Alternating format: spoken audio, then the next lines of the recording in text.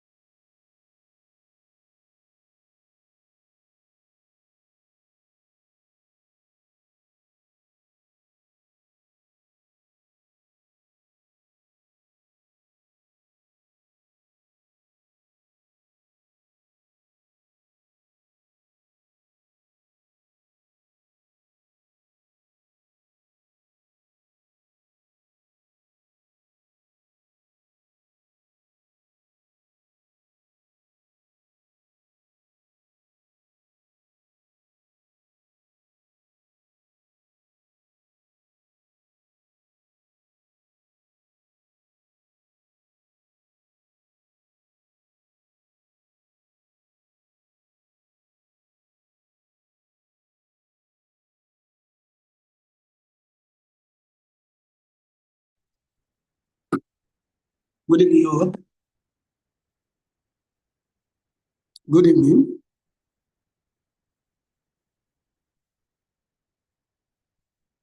Hello. Yeah, good evening, sir.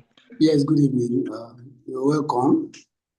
I think we need to wait for others to join in, but I would like it if we keep to time so that we can finish early every day.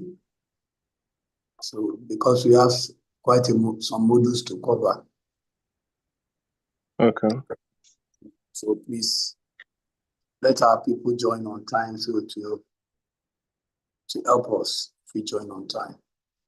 I'm waiting for the coordinator to also join us. They'll be joining us very soon. And once he joins, we'll commence the training proper. So my name is Phlscm Abdulkabir Abiodun. So I'll be your coordinator on this program. But we have the general coordinator and provost of the school who will join us very soon to address us on the program and give us the agenda for the programs as it stands. I think we shared that yesterday. Most of us would have seen it. So we will take the overview and then I'll continue with us for the rest of the day. So thank you. Charity finder, or becoming a finder of a charity. is for you to ask yourself if you could, with help, step up to the plate and launch one of. So you're welcome. The coordinator is joining us live. I just joined. So you're welcome, sir. You can unmute and address us. I think we are about 12 in number. So this is 1, 2, 3, 4 people so far. Concerns and mis. And then as Emma. Yeah, good afternoon, everyone. Good afternoon, sir. Yeah, so you are welcome to the training. So, like you said yesterday, the program.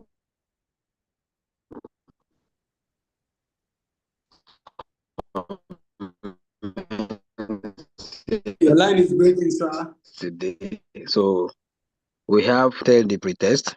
So I think, can you hear me now? Yes, you are clear. Can you hear me now? Yes, you are clear. Okay. You are clear. So I said I welcome everyone to this meeting, to this training. So like I did posted yesterday on the group. So the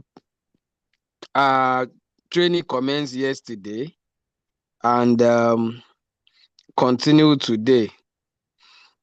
10 of us, or let me say, yes, 10 of us have been able to complete the pre-test, so which is part of the prerequisites to the training.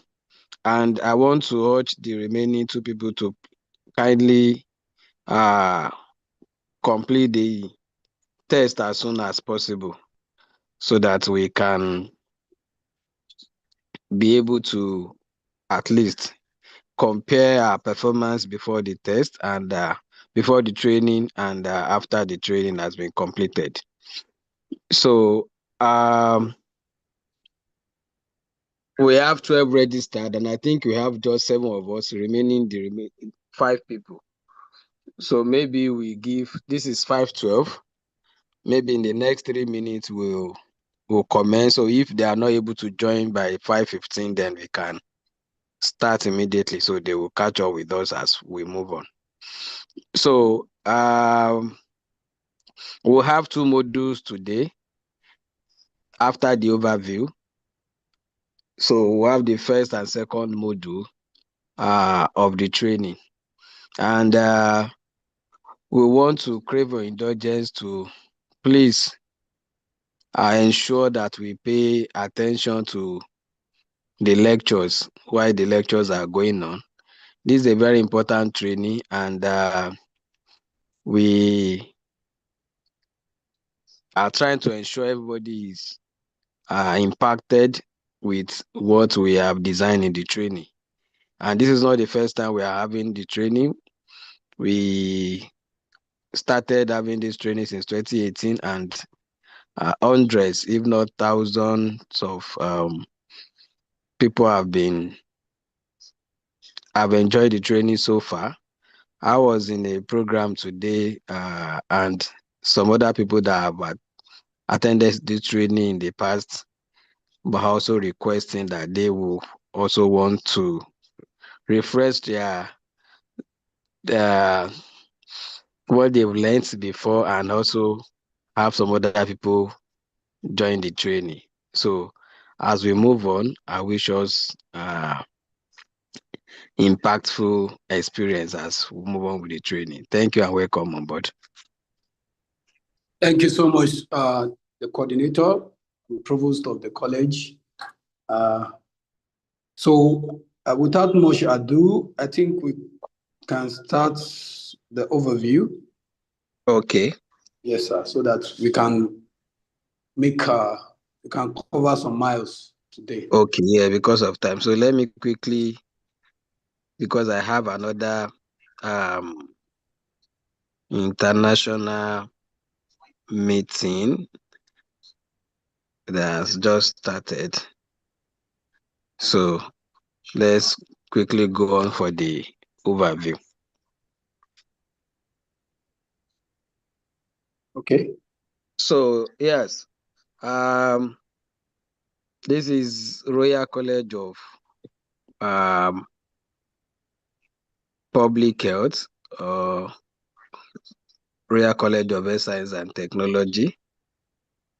So formerly Royal College of Public Health Technology. So we provide quality training for our students, and also for the School of Executive Education, we design several professional development courses, which include public health, logistic and supply chain management, health governance, and management, immunization supply chain management, monitoring and evaluation of public health program. So these are skills that can immediately be applied in practice, which ranging from long-term, mid-term, and short-term trainings. So the capacity building is one of the core mission of the college, and we believe that improving our participant and trainees' knowledge can on skills and courses that can immediately be imparted or applied in their various practices. So those are some of the core trainings that we've been delivering, and we've had various sessions of this training since 2018. We started with a physical training from 2018 till 2020 when COVID started. So it was during COVID that we have to switch to the virtual. But notwithstanding, if we have organizations, groups that requested for physical training, like the program I was today in a meeting, some people were requesting for physical. They've attended the virtual training in the past, I think 2022. So they are now planning to have a physical training. So as their refresher training, so they want to have it hands-on. So since the COVID have started, we've conducted various virtual sessions ranging from group, just like we have the Hamsin Imo State invite. We have had the YMLSF training in 2022 also, which we have about, I think, close to 100 young medical lab scientists that participated in that training. And to the glory of God, majority of them are really enjoyed and they are doing fine with the training up till today. So we've also have other components in license supply chain management, health governance management. So these are trainings that we believe can definitely impart and improve our practices as medical lab scientists and as healthcare professionals and as public health professionals and enthusiasts.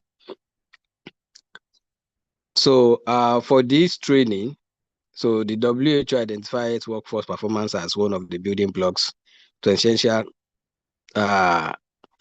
as very essential in strengthening the health system. So, and as part of the health system, we have the commodities management. So, and such effective commodity and supply chain system, which involve the right people, the right quantity, and having the right people is getting people trained with the right skills at the right time to be able to implement the right procedures of supply chain operations and uninterrupted supply of health commodities. So in public health system strengthening, supply chain require very strong and well-trained and skilled staff who have adequate knowledge of the logistic functions. And if you look around our country and community and organizations, we will see that many of these organizations lack well-trained staff when it comes to supply chain and commodity logistic system, and which has really caused frequent breakdown in supply chain system, poor performance, and commodity stockouts. So this is compounded by lack of recognition by many institutions on the vital role of supply chain and logistic experts in the strengthening and performance of health system. So this professional practical training will provide you with the basic knowledge of public health, logistics and supply chain system, and also improve your skills and strengthen your capacity to be able to deploy and apply the public health and supply chain system skill in our various organizations. So performance objective. At the end of this course, we expect that each learner should be able to learn how to apply logistic and supply chain management skill to improve health commodities management system, to demonstrate strategic problem-solving skill while handling health commodities and supply chain management challenges, as well as be able to effectively manage resources and commodities that are deployed in delivery of efficient and effective healthcare services, and also to be able to effectively manage human resource that are engaged in logistic and supply chain system, to be able to demonstrate resource mobilization and management skills, as well as apply monitoring and evaluation skills to track result-based implementation of logistics. So this course is structured into 7 modules, though basically 6 modules. So the 7th module is like an action plan, so which we call the logistic quality improvement plan. So each one of us, we encourage us to do it is just to be able to track what we've actually learned. So it's an action plan that will give it to us and work on it and ensure that we submit it back to us after. So we'll explain to us how we are going to do the 6-month action plan at the end of the training. So they also want to ensure that everyone attempts the satisfactory completion of pre and post course assessment tests, which have been done by majority of us yesterday. Out of the 10 people that did the test yesterday, so the lowest was 40, while the highest was 65. So which means at least we have some knowledge about logistic and supply chain management. So we have the module 1, which is the introduction to public health and supply chain, and these are the units under it. So we have about 5 units under that. Then also for the module 2, we have health commodities and technologies. So we have 6 modules from commodity selection to the practical exercises. Then under the module 3, which is under procurement, will be taking us through details about the procurement cycle and every other aspect of commodity procurement system. Then while module 4 will be taking us through the inventory management, inventory control system, stock status, and we also attempt some practical exercises using the formula that will be provided. So this module has 8 units. And on module 5, which is the engine of the system, the logistic management information system. So we'll take us through the engine of logistics, its importance, why is it so important in logistics and commodity management, and also all the essential data, the types of records, and the various logistic tools available. Then module 6, that is monitoring and evaluation. So we all know the importance of monitoring and evaluation. So we'll take us through that as it regards to supply chain management system, as well as a brief on report writing. Then on module 7 is resource management, financial, budgeting, costing, and as well as human resources management in supply chain. So the last one, which I said is the project, that is logistic quality improvement project. So we want all of us to attempt that. So we explain to us and give us the template for the action plan, and we want all of us to attempt it and ensure that we submit the action plan after the period. So thank you, everyone, and we wish every one of us impactful session as we move on. Thank you. Over. Thank you so much, sir. So straight away, I believe we should go into the module 1 so that we can fire on all cylinder. So let me get us the just a minute. Open the module 1. Okay. So yes, module 1. Okay. Okay. Just a minute while I share my screen.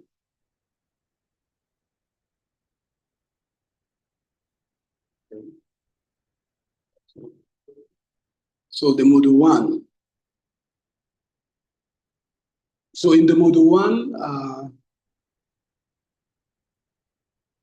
yes, so we are in the module 1. So let's give us a brief background to the module 1, and then we'll run it through. Sorry, just mind me. So in the year 2006, WHO identified workforce performance as one of the 6 building blocks essential to strengthening health systems. So an essential component of a robust health system is an effective supply chain, which provide health workers and clients vital health commodities. So as we all know that our reagents, our commodities, our general consumables, everything has to be at optimum stock level for us to be able to achieve our optimal quality in our patient care. The overall aim is to ensure that patient care or our clients get effective service as at when due. So an effective supply chain system involves engaging the right people in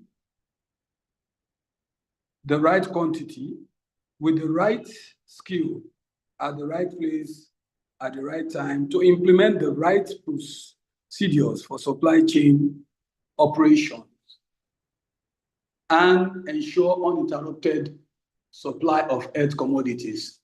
Like I said earlier, we must ensure that we have optimal stock level. When we are at optimal stock level, that we ensure that we continuously run and we are continuously available for service, and such we are continuously delivering on our mandate to ensure public health and for public good. So strong public health supply chain requires trained and skilled staff who have adequate knowledge of procedures required for each logistic function. A lack of trained staff with the right skill is a frequent cause of supply chain breakdown, poor performance, and commodity stockouts. We can never overemphasize optimal stock level in supply chain management. This is compounded by a lack of recognition by many health institutions of the vital role supply chain play in the performance of health systems. When we look at programs like malaria, HIV, TB, and the likes, you see that they have a well-structured supply chain systems, and that ensure continuity of life. Supply chain is like blood that runs through our circulatory system. So it ensures that the program runs smoothly without hiccup. But when we look at other non-program specific procedures, testing, and what have you, within our laboratories, we find that, or within our hospitals, we find that these perform abysmally because there is no structured supply chain. We tend to overlook supply as an essential component of health service delivery. And that is why for people like us who are in public health space, people who are in health systems, you must ensure, what we try to ensure is that the supply chain, which is the lifeline of any service delivery, is peopled by skilled staffs, and as such is recognized as very, very essential for the optimal performance of the health systems. So in the module, at the end of this module, we should be able to define what supply chain and logistic management is, the terms related. You should be able to define public health supply chain and logistic management. You should be able to describe the logistic cycle and its components. You should be able to briefly describe Nigeria health supply chain system. Then the units we will cover in this module include Unit 1, Introduction to Public Health Logistics and Supply Chain Management. Then Unit 2, the Logistic System Cycle. In Unit 3, we will be talking about the 6 rights. Now it is the 6 rights plus 1. That is the way we count it now, the 6 rights of logistics. Then in Unit 4, we'll be talking about integrated logistic management system. I hope I'm being heard. Hello? Hello?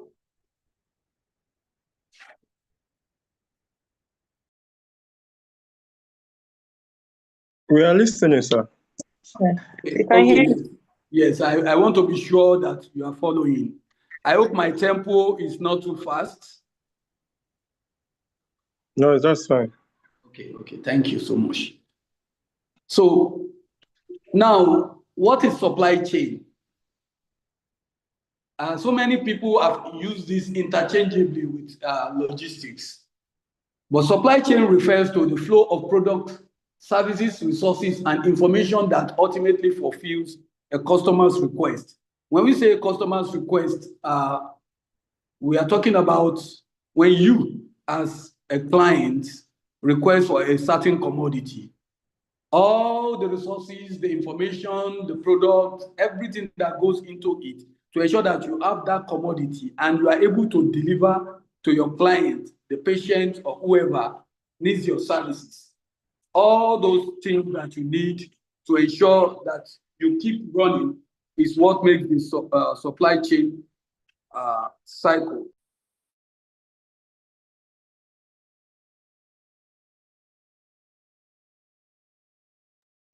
So supply chain management is the process of managing and coordinating this flow. Since we know that supply chain deals with the flow of products, services, resources, and every information that go into ultimately fulfilling a client's need.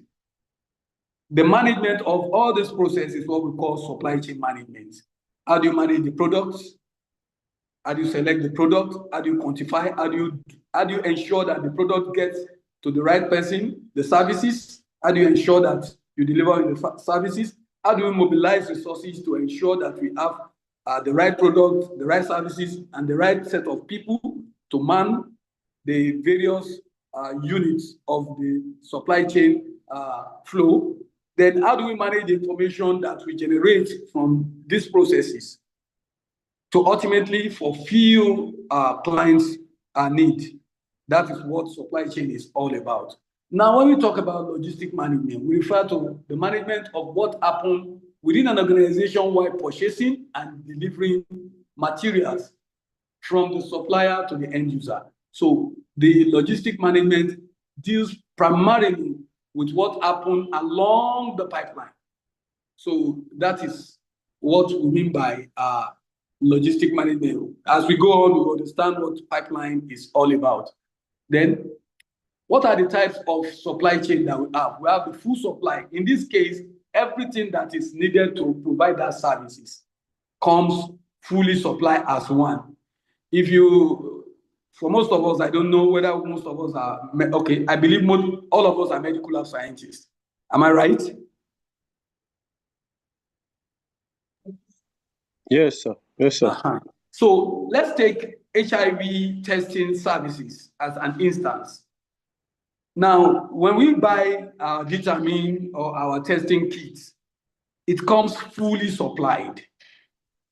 That means everything that we need to perform the test will be there, except maybe the glove, which is an auxiliary commodity to the supply. You have the buffer, you have your pipette, you have your lancet, and you have the test kit as well. So everything is fully supplied as one commodity. In some cases, it might not be like that. You might need to buy A and B separately. Like when we do our weather test kit will come as a kit, but you cannot choose it straight from the box.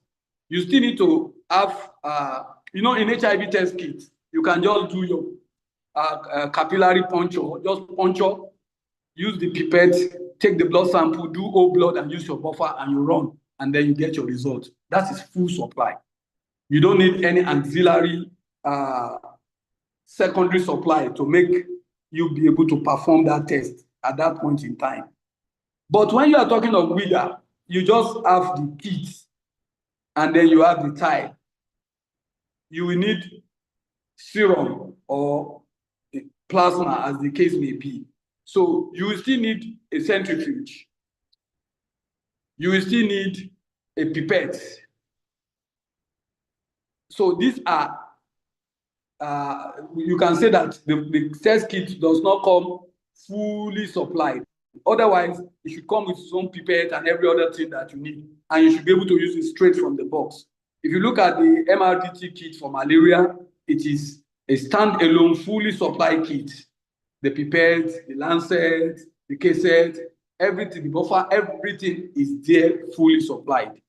So that is what we mean by full supply. Then when we say limited supply, you demand, when we say demand exceed supply, when demand for a particular commodity is more than the quantity available.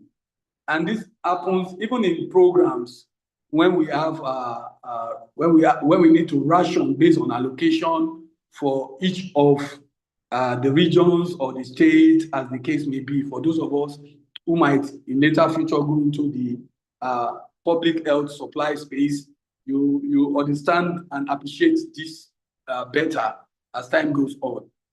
Then for integrated supply chain, in this case, you supply more than one product alongside each other.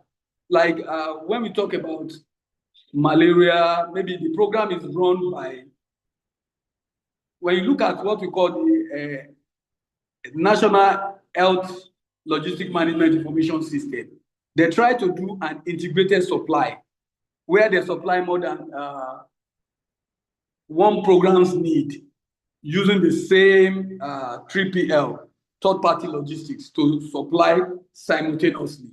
So that is integrated. When you integrate it on, and when you look at the platform is so integrated that you can report malaria, HIV, TB simultaneously, even the neglected tropical disease, and then family planning simultaneously on the same platform, so that we can look at the platform, we can look at it, and then make informed decisions jointly for the supply of commodity for these programs.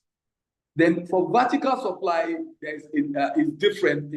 We have horizontal supply, and then we have vertical supply. As we go on, we'll get to know more about these types of supply. Then the importance of effective logistics and supply chain management. What are the importance? Effective supply chain enhance quality of care, providing adequate, appropriate supplies to health provider and increasing professional satisfaction to deliver a higher quality of service.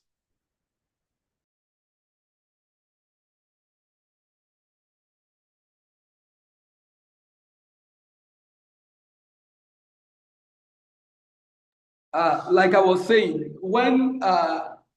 when you get your commodity as at when due, and you get it fully supplied, and you get quality supply, and at the right time, at the right cost, in the right place, delivered to the right personnel, you are happier to make you are happier to perform your duty. When you don't have to wait excessively for extended period of time for supplies to come, you are happier. Your work is made easier. You know, it's unfortunate that in this country, you instead of just going in, do your job, leave, you start worrying about supply. You start worrying about this. You start worrying about that. You start worrying about a lot of things, infrastructures. And this affects your output as a person. But when we have a coordinated and effective supply chain system, it takes care of all the little things. And what you just need to worry about is the diagnosis. Just go in, do your job as medical scientists, run the test, and then you leave. Run the test, release the result, and you go home a happier person. Not that tomorrow, when am I going to get my supply? How do I get the RDT kit? How do I get the gym sustain? How do I get, you don't worry about all those small things because there's an effective supply chain that ensure as you are using, the system is tracking and it is making room for resupply. As we go on, we'll learn about this, and why I will be much more happy to take us in depth into this is because this happens to be the fulcrum of my PhD. So I'm well grounded in this area, and I'm trying to let's make it better for us. How we can make an effective supply chain lead to quality testing and of course quality outcome of care for the patients. Then effective supply chain improves cost efficiency because you minimize waste and you minimize overstock. You don't even run into what we call potential write-offs. As we go on, we appreciate some of these terms and terminology. Then like I said, you can see, then of course, because it is well coordinated, you also prevent privilege. That is somebody going away with what he or she shouldn't go away with because there is proper stock monitoring. Then effective supply chain reduces the cost of lost treatment. Like I said, when you have an effective supply chain, it will make you to deliver on the care system that you have vowed to uphold. You deliver effective care treatment, effective diagnosis, which will lead to effective care treatment on the part of the clinicians, and of course, effective outcome for the patient. It is input to output to outcome, then to impact. If the input in the logistics cycle the logistics system is faulty, the output, as in your result, the quality of your result is compromised, and effectively, your overall outcome, as in the patient's treatment, is not guaranteed, and the impact is that the patient keeps coming back, and that is a loss of manpower, economy, and a lot of things like that. So, an effective supply chain includes the following. We have the warehousing, we have transportation, we have service delivery points, and so on and so forth. When we talk about warehouse, it can be central, it can be intermediate, it can be facility-based. Then when we talk about transportation, you can have third-party logistics, small trucks, large trucks. You can have refrigerated transport systems for vaccines and some injectables like insulin, like Rogan, like our anti-sera, and etc., that has to be transported using cold chain transport. Then we have service delivery point, which is where you and I work. The stations could be public health, could be public health laboratory, primary health care laboratory, the secondary and the tertiary institutions, laboratory, and the likes. So now, what is public health supply chain? When we talk about public health supply chain, we are talking about we are describing the management of public health commodity products and information flow in the entire network of supply chain entities to provide higher degree of end user satisfaction at value for money cost. What this means is that we are essentially focusing on public health commodities, products that is used commonly for the generality of the public, and the information, the entire network, all the processes that ensures that your client, the patient or the end user, get value for their money. They get value, and this value is not limited to you delivering on quality service. It's also take cognizance of your turnaround time. Fine, your lab may be performing well, but in your handbook, you have stated that malaria testing will take about 30 minutes, 1 hour, and then you are doing it in 2-3 hours. Even if you are delivering quality and reliable results, it has been watered down by the turnaround time being elongated beyond what your laboratory handbook says. Fortunately for us in Nigeria, most of our clients are not people that are litigation bound. Otherwise, a lot of us will be in the courts defending our actions or our inactions. So, health product supply chain in Nigeria, let's look at the overview. We have the Federal Ministry of Health, which is the planning or the central coordinating mechanism. Then we have the state government through the Ministry of Health. They implement national programs, HIV, TB, malaria, all these programs that they implement, and run state health institutions, while the local government ensures service delivery at the primary health care level. You know, the primary health care board, they are separate from the ministry, from the health management board for the states, the state health management board, the SHMB, and then, of course, those ones take care of the secondary health institutions. While we have the ministry, they may have state tertiary institution, and then the federal, often running federal institution, the teaching hospital, the Federal Medical Center, etc. Then the funding for the provision of health products is contributed by government, donor agencies, and the private sectors.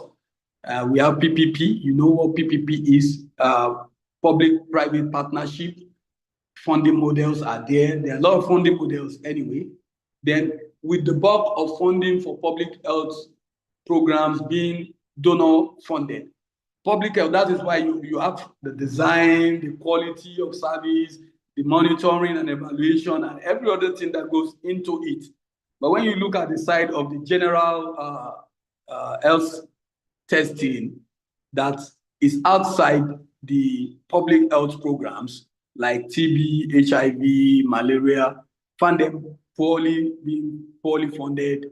At times, hospitals are reduced to their own wit end to be able to look for funding to cater for these health commodities, and this has been an issue. And that is the fulcrum of my thesis. I'm focusing on how we can invent non-program based monitoring and evaluations of commodity inventory services, so that we can get optimal effectiveness from it.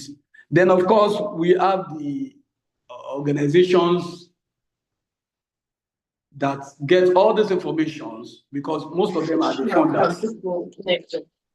Please, let's mute as we come in, so that we don't distract the lecture trend. So the organizations that include the World Bank, the United State Agency for International Development, USAID. Unfortunately, USAID is out of Nigeria for now. The WHO, the UNICEF, the United Nations Population Fund, Gavi, the Global Fund, the Bills and Melinda Gates, CHAI, so many Clinton Health initiatives, Clinton Health. Hello, please, can we mute your mic, madam, please? Excuse me, let me mute that person. Thank you. So, the Bills and Melinda Gates, then the CHAI, Clinton Health Initiative, then so many, the Department for International Development, DVID, and so many, even the British Council at times, then Oxfam, all of these people are into funding. These are agencies that fund health programs, the Johnsons and Johnsons and their likes. So the major public health programs, like I've been stating ever since we started, I said I talked about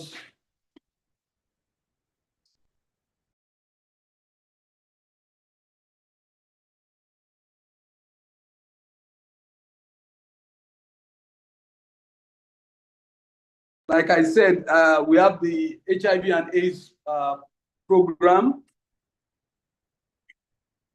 We have the tuberculosis program, the malaria program, reproductive health, vaccine, expanded program on immunization, nutrition, neglected tropical diseases, the NTDs.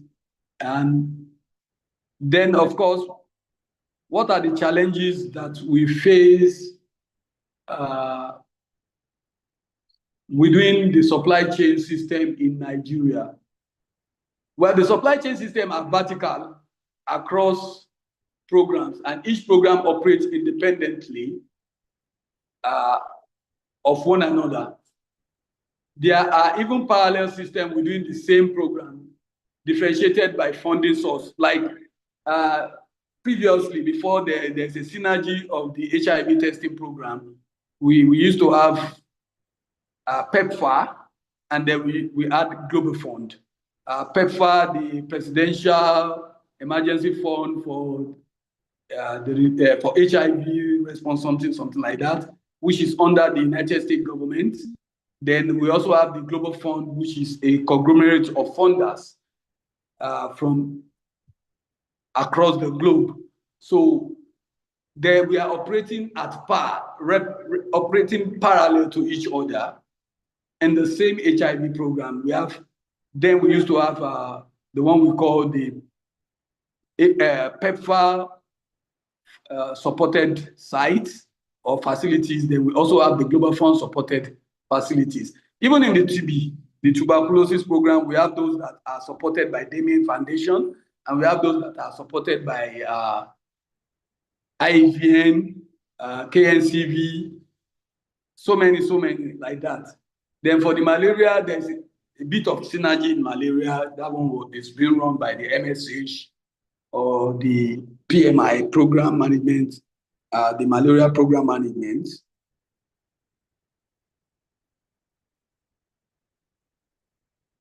Then we have operations of different supply chain activities to the same facility, leading to duplication of effort and suboptimal utilization. When we don't have integrated supply chain, one of the problems we're having is that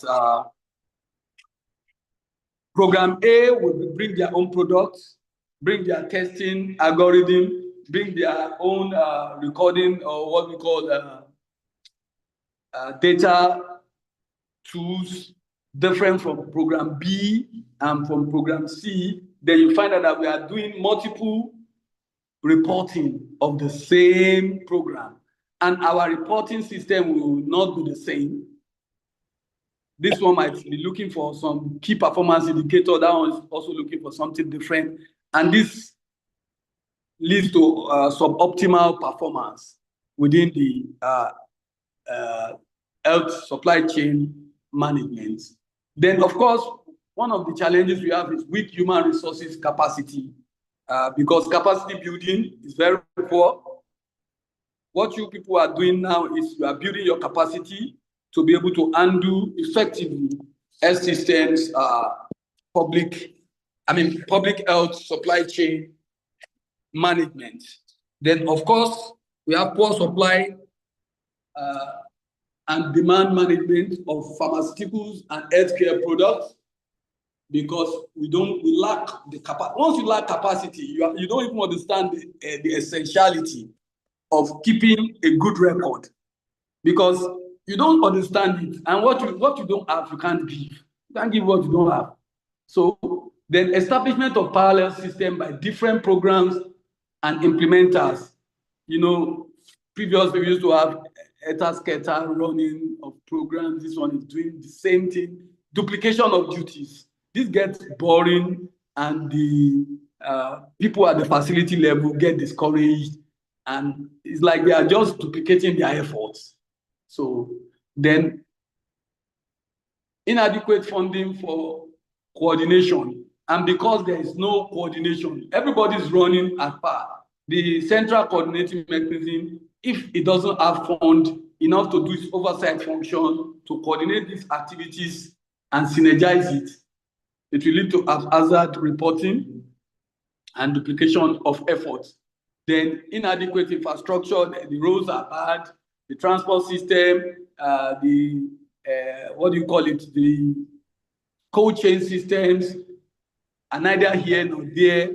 So this affects programs generally. These are the problems that we are labored with in Nigeria.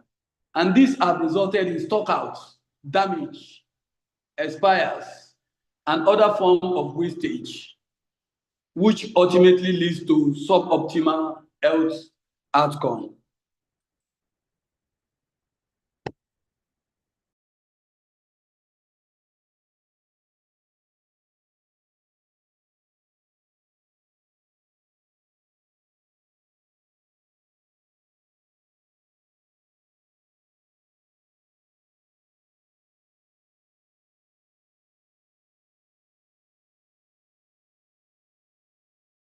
Sorry, I have to step out and do something. Okay.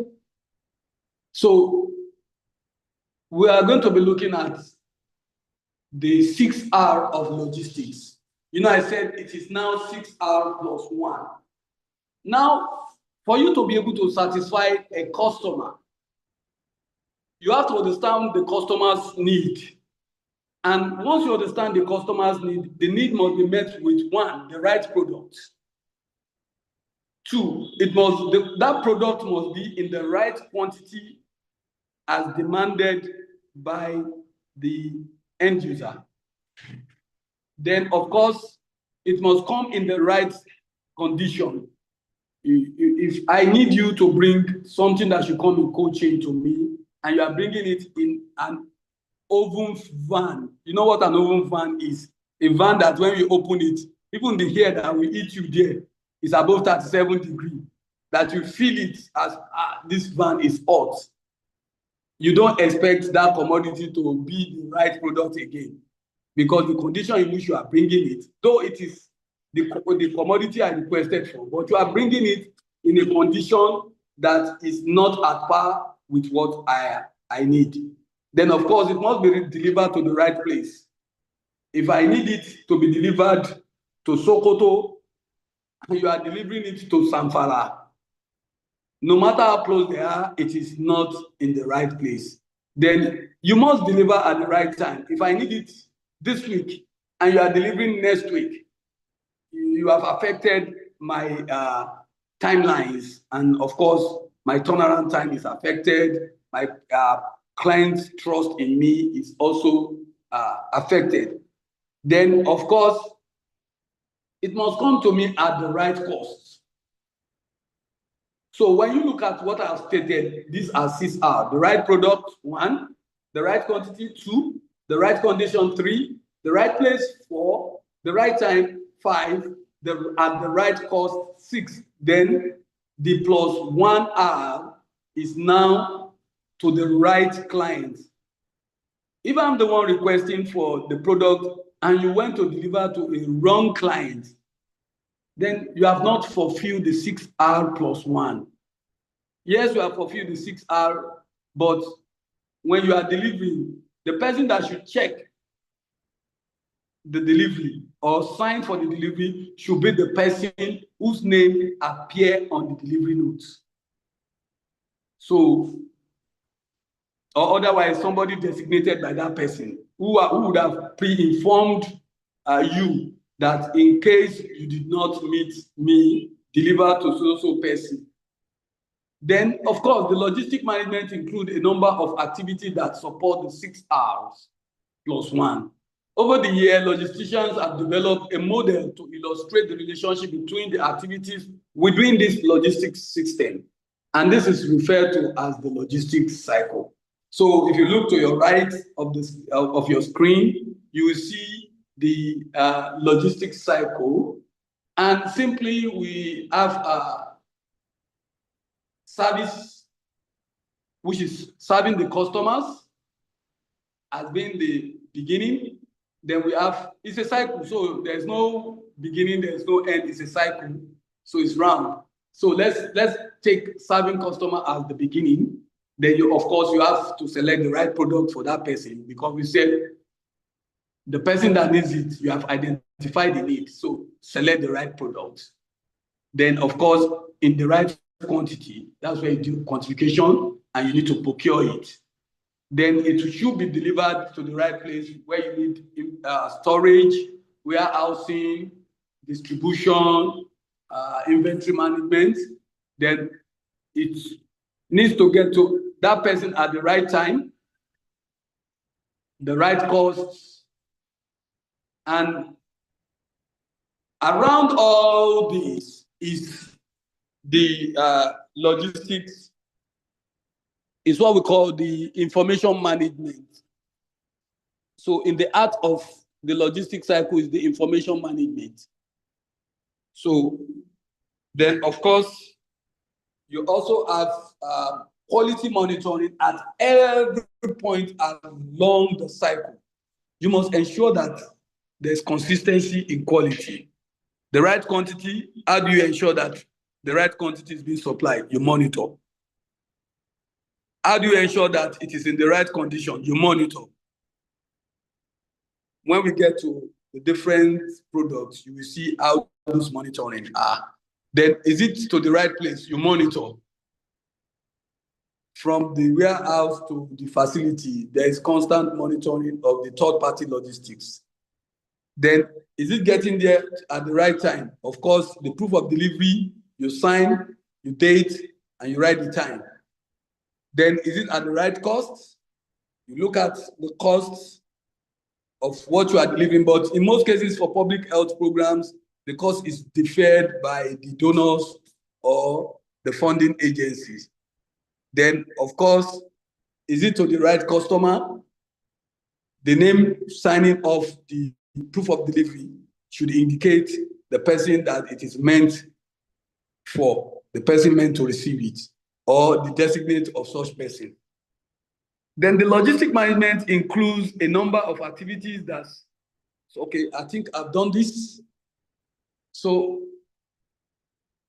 let's look at the next slide.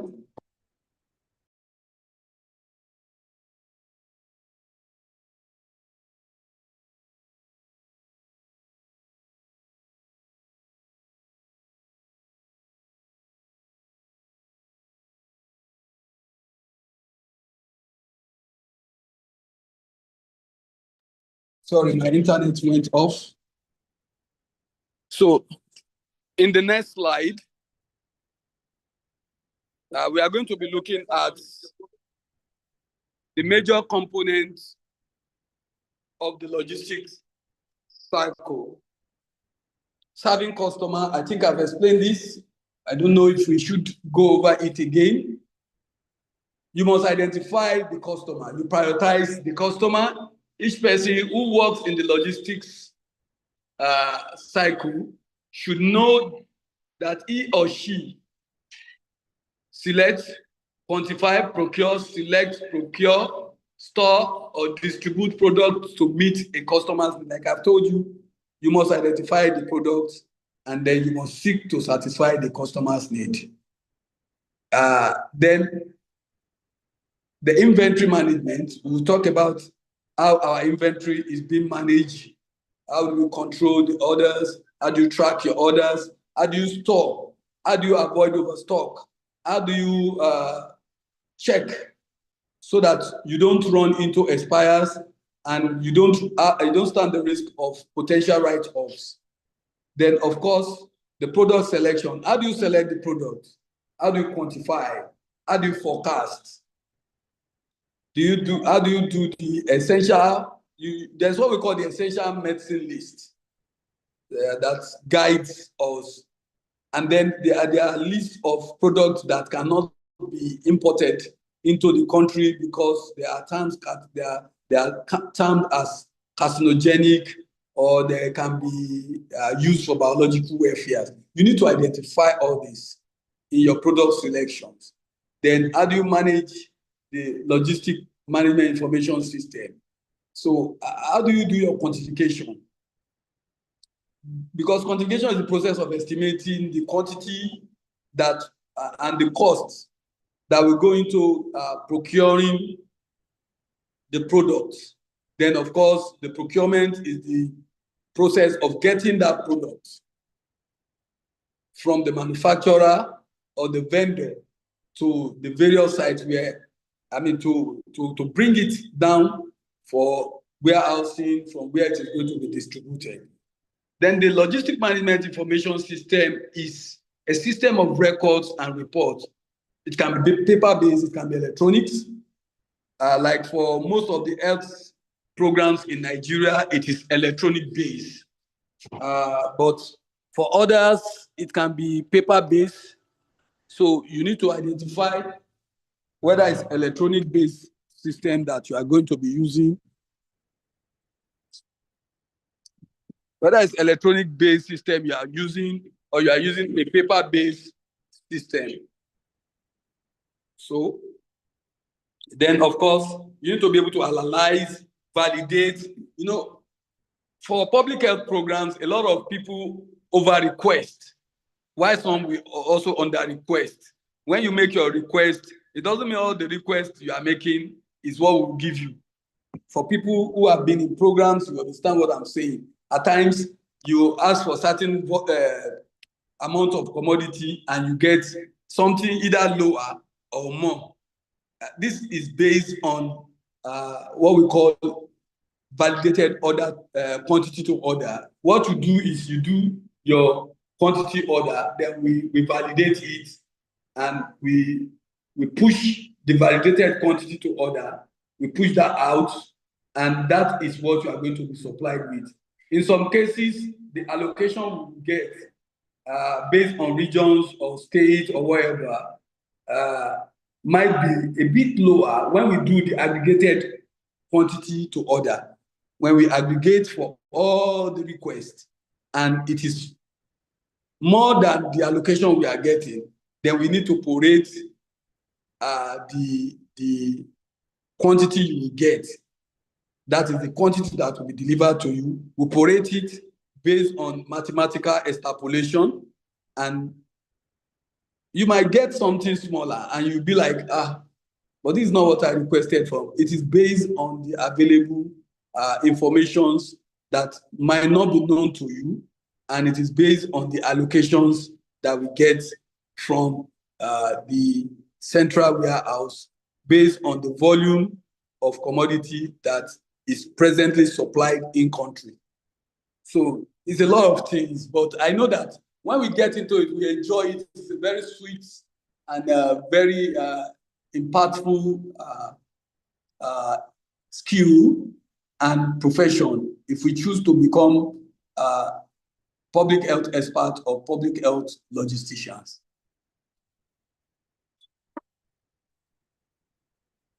So what other activities do we have within the logistics and supply chain management cycle? We have other activities such as other activities that helps to drive or support the logistics cycle include organizations and staffing, supply chain workforce, budget, financing, supervision, monitoring and evaluation, performance management, and risk management. We also have policy and legislation.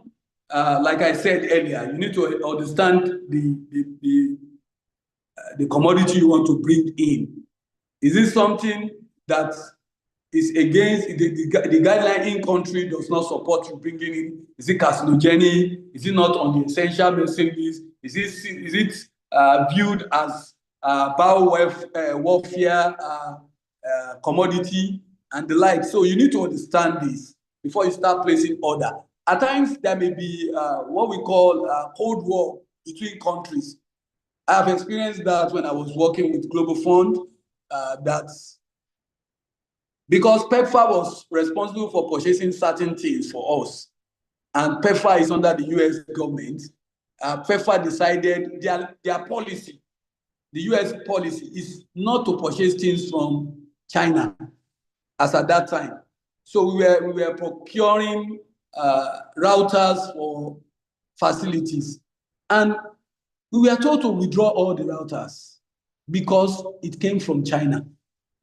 I think it was ZTE or something like that, and it's a Chinese product. So their policy was against it, that you cannot use their fund to purchase China, or Chinese product. So you can see, you need to understand the policy and legislation. It might be something so trivial. Of course, what does it mean to buy router? We are not going to China to buy it. We are buying it in Nigeria, but their policy does not support, because all these things are their, how do I put it, are their assets, and their policy does not support spending the US government's money to purchase Chinese products. So we needed to withdraw and replace with American government specified manufacturers. So legislation forms a very, very important component that affects the logistics cycle. And of course, policy. Policy, like I said, if the policy is not in the favor of what you wish to do,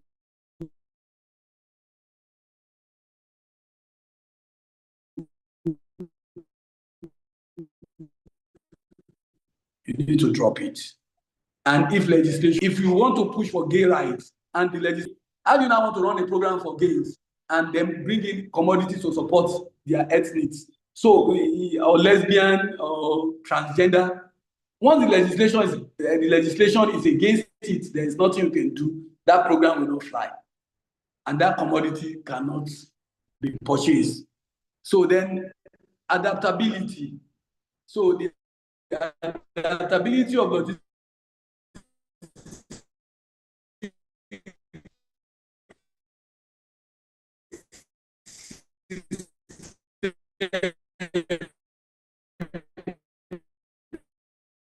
is the ability to obtain. It may also mean ability and flexibility in policy and legislation. You have to either subtly look for a way to bypass it, or you just drop it all in its entirety. Then quality monitoring.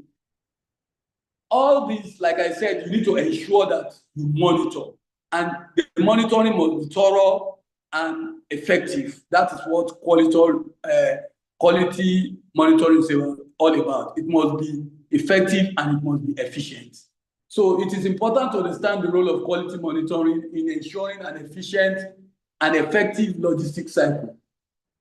Quality monitoring refers not only to the quality of the product, but also the quality of service, the quality assurance built into the process and procedure in the S system or in the system, also aim to improve the quality.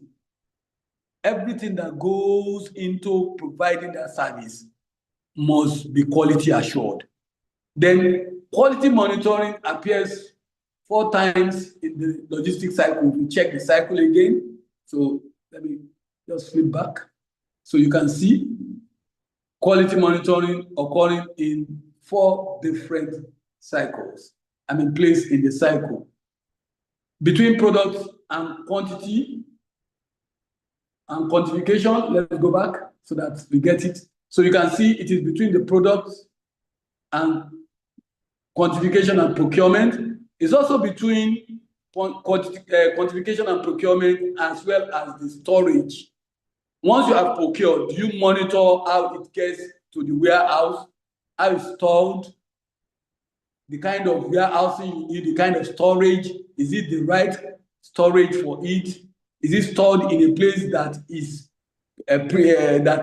theft-proof, secure, not just something you just dump under one apple or banana tree or mango tree and say we cover it with a trampoline, nothing will happen to it. No, you must store it properly, and not only store it properly, store it securely. Then, of course, between that and customer service, are we getting it to the customer? Do we monitor what we are taking to the customer? Is what we are taking not expired? Is it the right thing? Is it what is demanded for that service? Then, of course, between customer service and, of course, selecting another product, there is still quality monitoring. I just wanted us to have that graphical information. So I think we've gone through that. Then, country achieves an integrated public health supply chain through 3 sequential phases. Ad hoc phase in when stakeholders have little common understanding about the supply chain and have no formal procedures for its operation, leading to fragmented supply chain system efforts. When you look at most of our states, Primary Healthcare Board and the State Hospitals Management Board, their procurement is haphazard. It is not synergized. This one does its own, that one does its own. Even at the facilities, the HMB or the PACB, even at their facilities level, the facility A, their funding model, the way they procure, the way they do their stuff, is different from facility B. There is no uniformity. So it's fragmented supply system efforts. Then organized phase is when a supply chain system, including the LMIS, are designed and implemented based on clear basic logistic function rules and procedure. So we understand now when we move above the rudimental basis and then become more professional in handling our logistics, then we intentionally design a logistic management information system to help us cater for and synergize our efforts into a single base.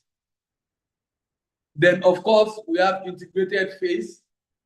Is when the people, the functions, the level, the entities of the supply chain are linked and managed under an interconnected supply chain. So when we link all the programs together under one umbrella, that is when we talk about integrated phase.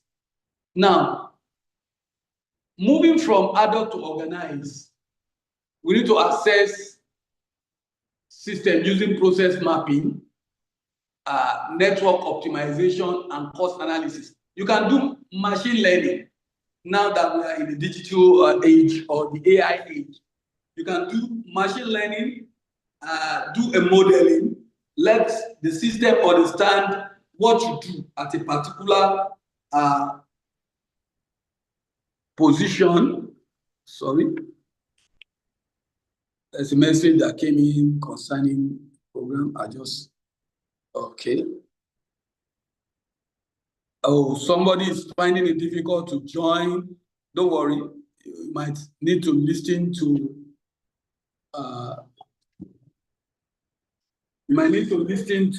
the recordings.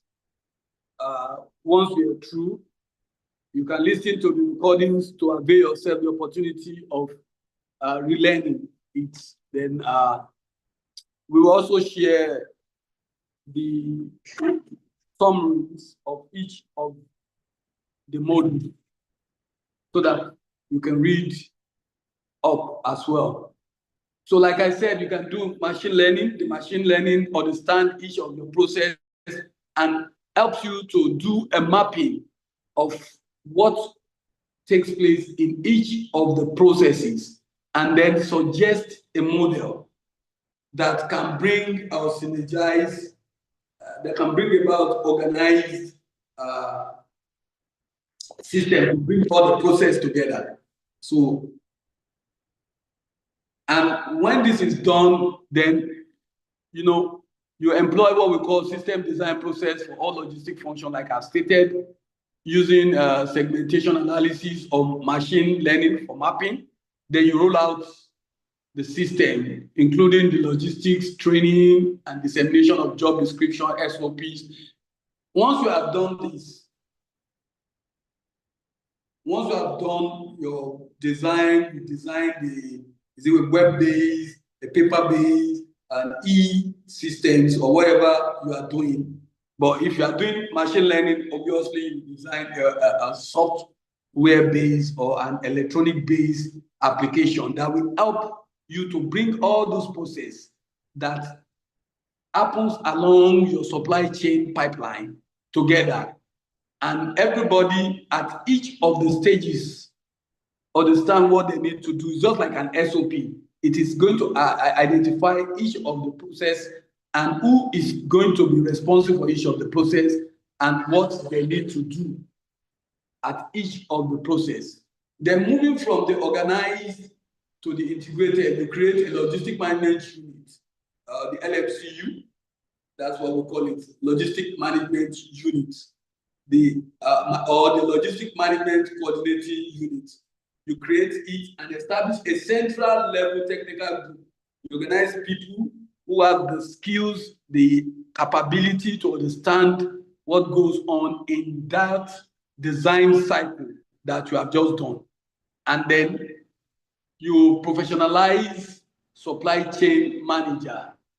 That is, you make them professional. You like, this one is malaria desk manager, TB desk manager, HIV desk manager, general consumable manager. You professionalize it. You give them their roles and their function. Then you optimize performance with analysis and design tools. You introduce flexible procurement process. Then you diversify financing schedules and sources. You can do the PPP model, you can do short-term model, you can do long-term planning model, you can do any financing models that you feel, you try it out, and then you get the one that works optimally for your case. Then you strengthen automated process, like I've told you, machine learning, mapping, design, implementation. Then, of course, you strengthen the automated process for data aggregation, like what I'm trying to do, design the program, design, train, implement, monitor. Then, of course, it gives you aggregated data, it does the analysis for you, then you share the data with policymakers. We can identify the gaps easily and quickly. Then generate and publish routine logistic report. That's what I've just said. Then, of course, develop performance management plan, like I've said, share with the policymaker with indicators and incentives. You have your key indicators, what you look out for that should help you to be able to properly plan your logistics. As we go on, we learn about these indicators and how we can make best use of them. So what are the characteristics of an integrated supply chain? Clarity of roles and responsibilities. So roles and responsibility and process, such as reporting, you need to clarify the roles, what is expected of each person at each stage. Then, of course, you need to streamline the process, remove bureaucratic bottlenecks. Then, of course, trust and collaboration there should be collaboration between stakeholders, from the clinicians to the laboratorians to the caregiver, everybody that is involved in the process of delivering that service should understand the importance of working synergetically. Then agility, logistic functions are performed quickly. It must be quick. It must be accurately and effectively done so that you don't mess up things. And these are best done when this process are done electronically with paper backup. Then visibility of information. Like some of us who are also, apart from being into health systems, who are also data managers, who have some background in data analytics, you can quickly, turn those data into something that is easily visualizing. Bar chart, pie charts, histogram, and all those stuff that you can like an infographics. At a glance, gives the information to us and makes it more appealing and makes it easier to comprehend for the policymakers and implementers. Then alignment of objectives. Organizations and levels have a compatible vision. Everybody should align their objectives so that we can integrate it together into one system, just as we are able to do with the National Health Logistic Management Information System, where we have synergy of over 3 to 4 health systems. In fact, we are even trying to move, because when we look at malaria is bi-monthly reporting, HIV is bi-monthly. I think family planning is bi-monthly, neglected tropical disease bi-monthly, but TB is quarterly. So we are trying to see, should we move to a quarterly reporting model, or bring TB into a bi-monthly reporting model, so that we can synergize everybody together, so that once we are, I think vaccine is also bi-monthly, not too sure. So if we can synergize it to have a one reporting cycle, it is going to make visualization of data and policies, implementation and adjustment quite easier. So thank you. That is the end of the module. So question. Over. Thank you very much for the presentation. So we now on question. So let's quickly have our question and answer session.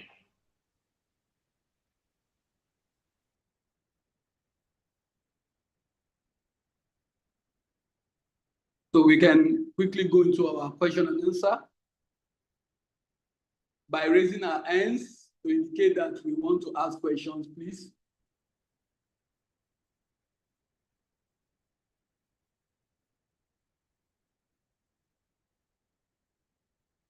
No questions? Hello, good evening. Good evening. Yes, good evening, sir. Yeah, I have one question or two to ask. Okay. Yes, first of all, my name is Dr. Chebu. I want to thank you for this presentation, and I'm happy about it. Okay, sir. Yeah, thank you very much. My questions are, one, we talked about the 6 rights, and then you added 6 + 1 rights. Why Yes, was sir. not ab initio done the 7 rights of supply chain? Why was it Okay, not sir. 7 rights? Or do you think the +1 right, that's the client right or customer right, is not important? Why it wasn't graded 7 rights? Ab initio. Yeah, ab initio. Then the Okay. second one. Yes, sir. I'm with you. This one first. Let me have the second one so I can do it together. Okay. The second one is the logistics cycle. Yes, sir. If you look at the logistics cycle from what you presented on the board, I don't know whether it seems as though, like, okay, you rightly said it has no beginning, it has no end. Okay, I think yes, it's a cycle. I understand. Let me understand it from there. I understand it from there. No beginning, no end. Thank you very much. Thank you very much. All right, sir. All right, sir. So, can I go ahead and answer the question? Yes, I'm all ears.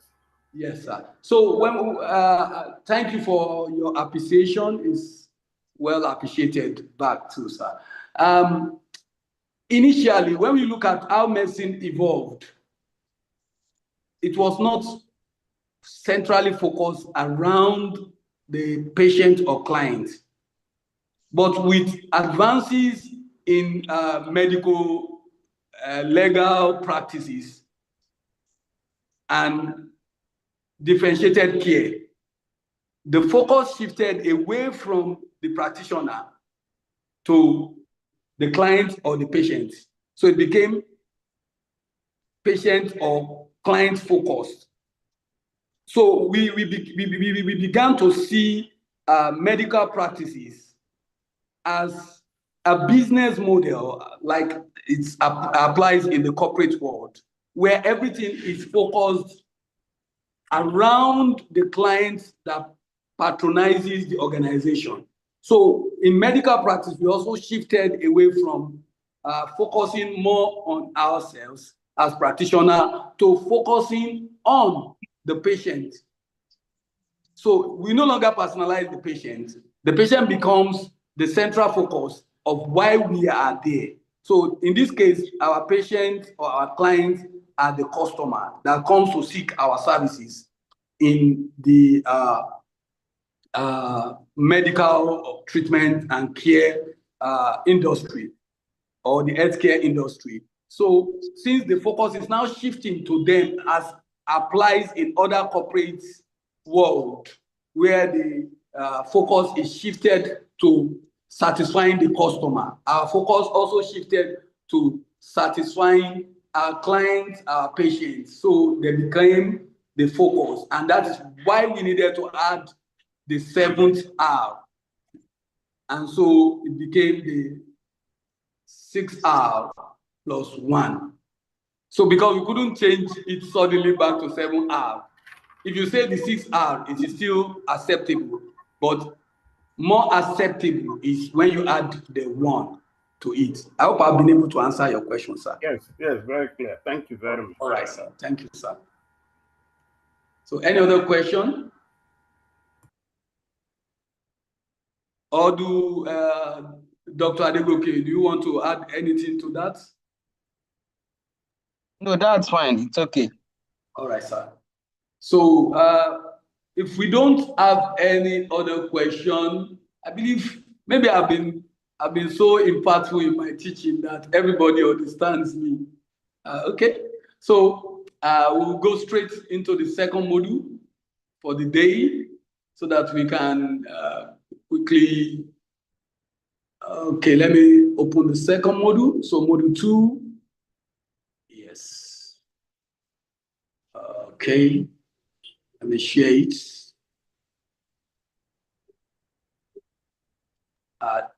Doctor, do you want to take the second module or I go ahead? Go ahead. I'm still in that meeting. All right, sir. Okay.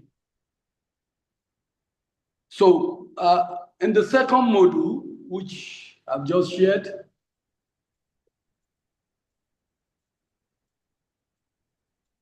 so for this module, we are looking at the health product and then, of course, technologies.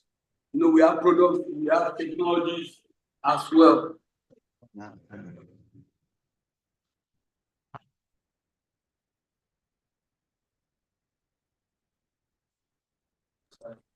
So we are going to be looking at products as well as technologies within the health care space. So at the end of this module, the learner should be able to describe health products selection process. What are the process that we go through to selecting products or technologies? Explain the purpose of selection. Describe the purpose of quantification. Then apply quantification method. So we have 5 units under this module. We have commodity selection, quantification forecast, quantification methods and process. Then, of course, we have some practical exercise, which will be our take home for today. So, introduction. Health product selection is a process of determining the list. We are going to determine the list of health products needed by certain health settings. You know, settings differ from one another. What we need for antenatal clinic is different from what we need for family planning, and it's also quite different from what we need for neonatal care, as well as for TB, HIV, and other settings. So settings differ, and these are the determinants of what kind of product we will need. To achieve this, the National Medicine Policy and legislations or law standard, treatment guideline, and essential medicine list should be used. Like I stated earlier, you need to understand what are the policies and legislation around a particular technology or commodity. Is it acceptable in country or is it not acceptable? So like in Nigeria, the government of Nigeria has the essential medicine list and some of the technologies that are acceptable in country and those that are not acceptable in country. Hello? Okay, so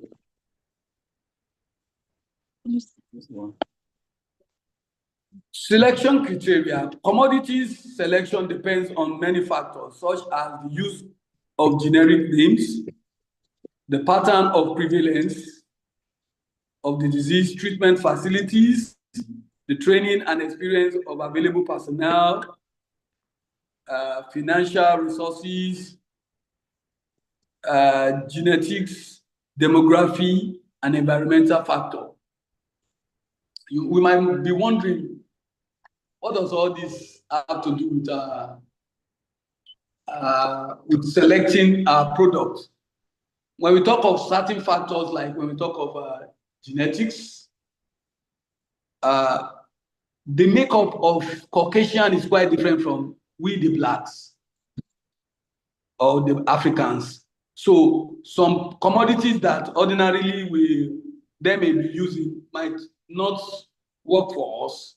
So we need something that will work for us. When we're talking of, okay, how many people will go to the UK and say they want to do malaria testing? In fact, when I went to the UK, the last time I went there, I came down with malaria. Lo and behold, there was nobody to even test me. In fact, it was even virtually impossible to even get anti-malaria drug because they don't have malaria. Unless you are bringing your malaria from Africa, and that's why most of our people who travel abroad will go with anti-malaria to use it for a while to clear their system of malaria parasites so that they don't have a recurrence of malaria or relapse or whatever, or recrudescence.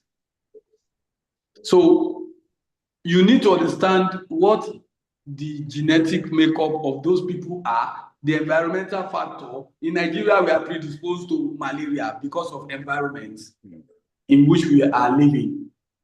And so it is essential for us to provide the treatment and guidelines for malaria testing and treatment and expected outcomes. Then, of course, financial resources. When you are buying some machines, you need to consider the finances. If you go and get a machine that you cannot afford, you have a earpiece here. Maybe let's say, okay, you are purchasing some machines that is focused. Hello, can we mute our mic, please? We have some people whose mics are not muted.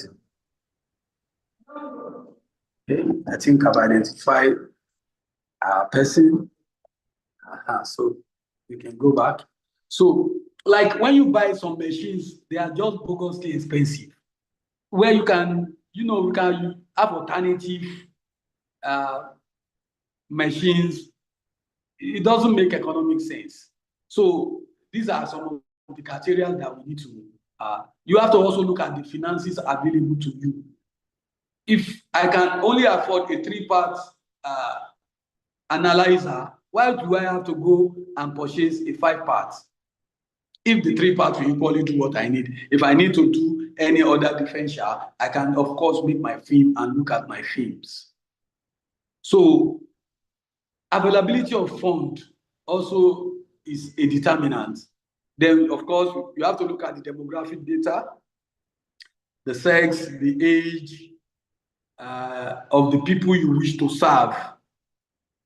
You can't go and be selling in a place where you have very low children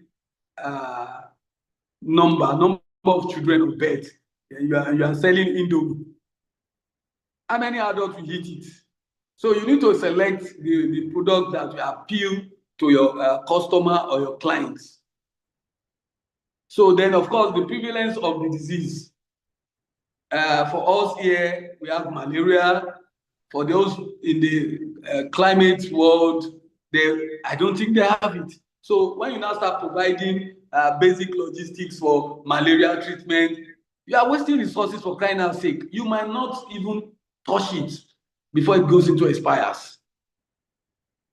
So you need to tailor your selection based on the prevalence of the diseases that is occurring within that geographical entity. Then, of course, you need to also monitor the patterns. You need to know, like in the developed client, they know that during the cold weather they used to come down with flu, so they make provisions for flu jabs. Then, of course, they used to have hay fever in the summer, so they have provisions to take care of hay fever. So all this, you need to understand it. In the rainy season, we know that malaria parasites grows in abundance because of the environmental factors, waterlogged area, and so on and so forth. And then, of course, during the dry season, because of the paucity of water, enteric fever, because of the paucity of water, enteric fever is more on the increase. So you need to understand this.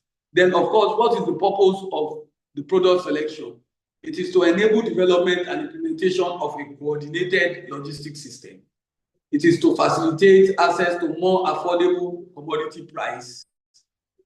It is to identify the product from the essential missing list that should be quantified as funding may be limited. This makes procurement procedures easier. You just don't shoot in all directions. You focus your resources on particular commodities that are within your grasp and within your available resources. Then we talk about quantification. Quantification is the process of estimating the quantities of and products and cost of the product required for a specific health program and determining when the product should be delivered to ensure uninterrupted supply for the program. Quantification is a combination of forecasting and supply planning. Excuse me. So what is forecasting? Is the process of making forecast, future prediction based on available data presently or past data. Then, of course, we have supply planning, the process of detailing the quantity required to fill a supply pipeline. Then supplies, commodity, goods, products, stock, are all items that flow through the supply chain system. The user, client, patient, customers are the people who receive the supply or people who use them. Then pipeline is the entire chain of storage, transport link through which the supply moves from the manufacturer to the consumer. That is the pipeline. Like, you know, I talked about pipeline before. So from the manufacturer till your product gets to the consumer, that everything that happens along that line is the supply chain. Then links, including port, facility, warehouse, and transportation vehicles. All these are part of the pipeline. We have two types of systems. When we need to consider when we do quantification, we have the push system. In the push system, irrespective of what volume is requested for by the facility, you just push it to them, even when they are not ordering for it. So it's a system in which staff at the next higher level decide how much stock to send to the next lower level. The decision is based on data in report. Like I said, you might request for more, we might give you less. You might request for less, we might give you more based on available data. So usually it will be somebody who's above the person requesting on the logistic level. Then the pull system is when you at end users are the one that determines what comes to your facility. So it's a system where the staff at the lower level decide how much stock they want to order. This is also based on their usage rate and the remaining stock at hand. So when you do a pull system, it is what you requested for that you get. So we don't change your request.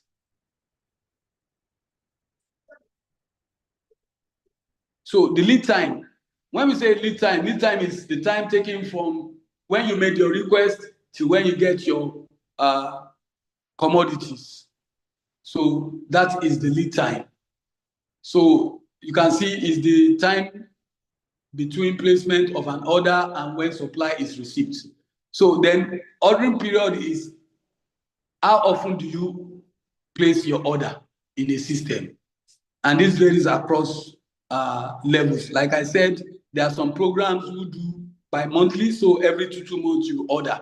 There are some programs who do quarterlies, so every month and every quarter, every end of a quarter is when you can get, you can place your request. Then there are some programs who can do weekly, like vaccines. You can be restocked on a weekly basis. Then we have demographic data. Is information on the number and characteristic of a population that will desire, require, or be offered a service for which commodity are required. These are not products that are required to treat a health condition or disease. So when we are looking at demographic data, it can talk about the age, the sex, and all these characteristics of a particular data. Then procurement data is the information on amount. We are talking specifically of the amount of products procured in the recent past or amount planned for upcoming procurement.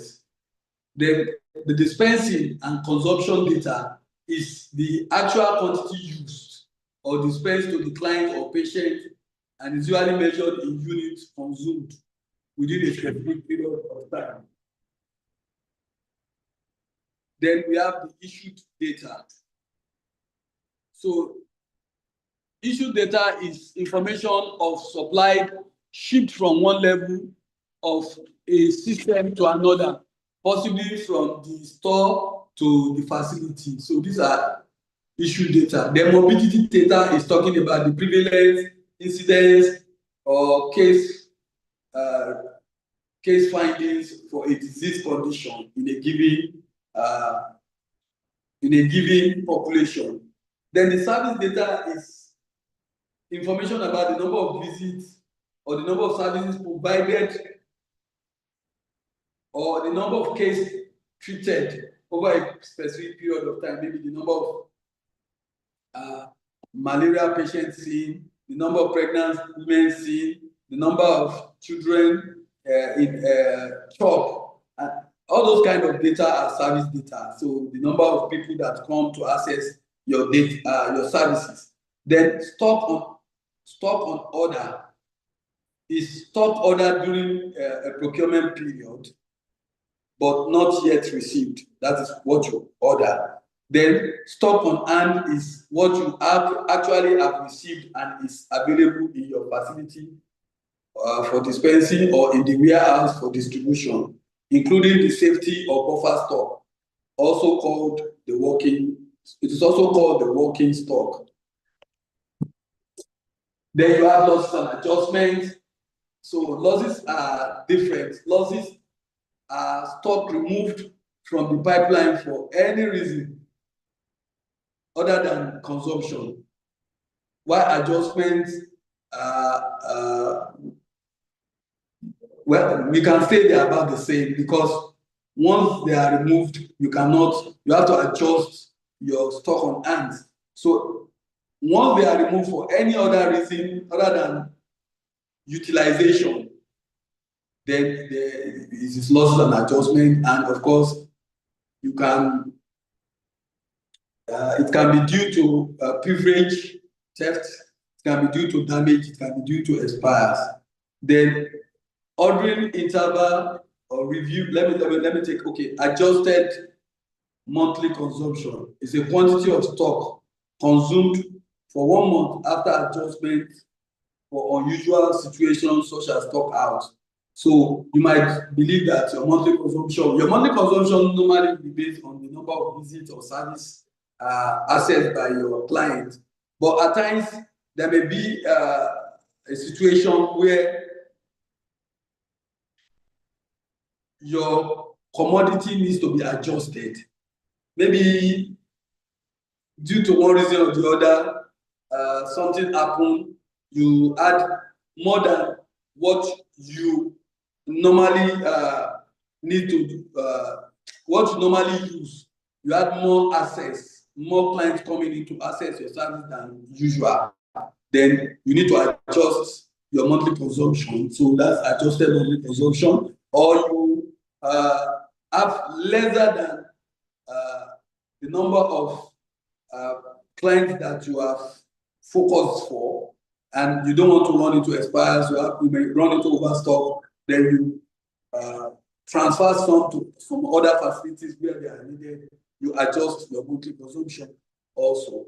Then ordering interval, that is review period, is the period after which stock should be ordered. Like I said, some you can be bi-monthly, like HIV, malaria programs, the family planning program as well. Then it can be quarterly, like in TB programs. And of course, these ordering intervals or review ordering intervals differs from level to level. So then, of course, we also have average monthly consumption. Is quite different from adjusted monthly consumption because it takes into cognizance of the review period. Like for bi-monthly,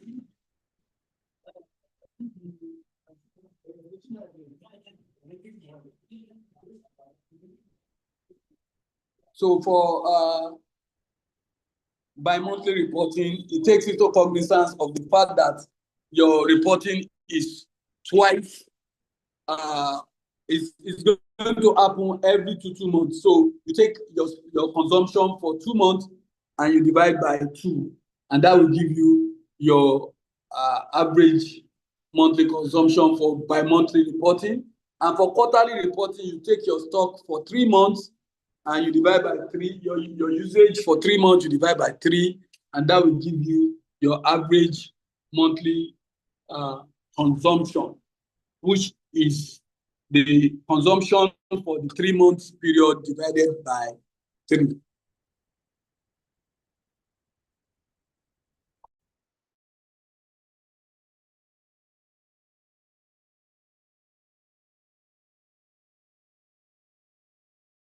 Also, we have buffer stock.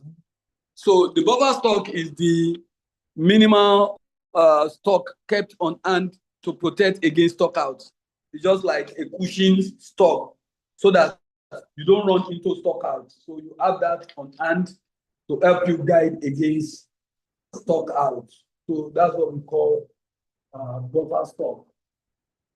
Then, of course, we have the security stock is stock kept on hand to protect against stockout caused by delayed delivery or increased demand. Like I stated earlier, maybe something unusual happened, you have more visitation than you planned for from people who access your treatment or your care, and this may lead to stockout. So you adjust for this stock, and that is called the safety stock.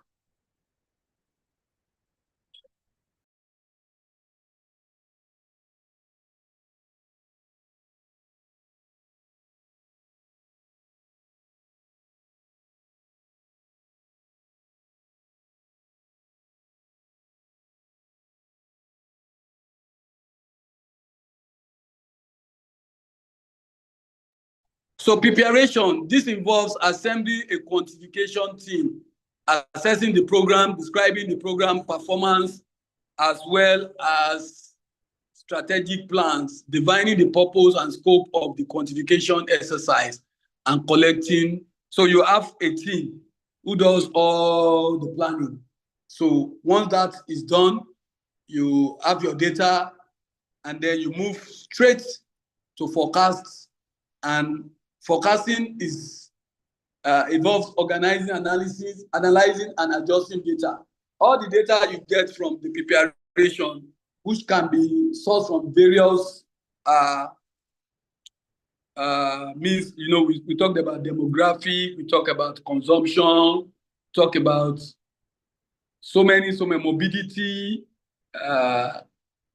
data and all those kind of data. So those data, you analyze them and you make an informed decision to forecast the quantity you are expected to use in coming months, years, etc., and then or weeks. And then, of course, you use that to make your requests.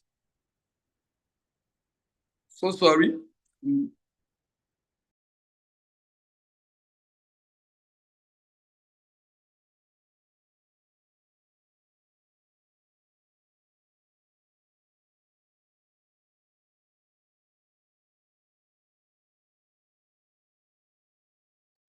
So you make your request based on that, because that will help to organize your direction of thinking. And with that, you do your supply planning. So this involves organizing data for analysis, building supply planning, assumptions, estimation, total commodity, the requirement, developing a supply plan, and comparing costs to available funding. You have to look at, okay, all this, what will it cost us?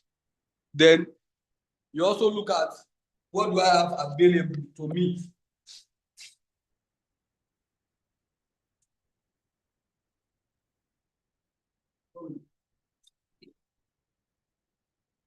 You look at what is available to use, and with that, you'll be able to make informed decision, make your planning.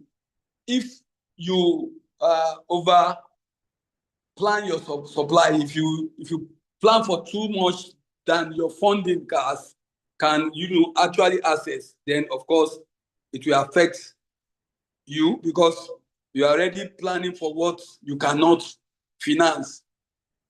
So you should plan within your finance. And if you are planning within your finance, that is when you do what we call a validated quantity to order for each of your facility based on available resources. So you allocate to them rather than just giving them what they request for straight on. So you can see the process there to the right of your screen. Just what we just discussed now. So, like I said, your planning, your forecasting, your preparation, your forecasting, and your supply chain has to, sync with the available funding. If funding is increased, then you, of course, you increase your supply chain, supply planning. You can increase the quantity you want to order. But if you have, because along the line, your funder, be it government, be it donor agency, can decide to cut funds, as we are experiencing with HIV programs in Nigeria currently. The funders have decided to cut funds. So they need to also adjust for this eventuality. So, but if, with time, maybe Donald Trump have a retreat, or they have another election and Trump loses and someone else, of course, the guy will spend his time finished. So if someone else comes and there's a change of government, maybe the Democrats takes over now and more funding is available, USAID is back and blah, blah, blah, then of course, more funding will be available. And if more funding is available, you can increase your supply chain, your supply planning and your quantity to order invariably. So what are the steps?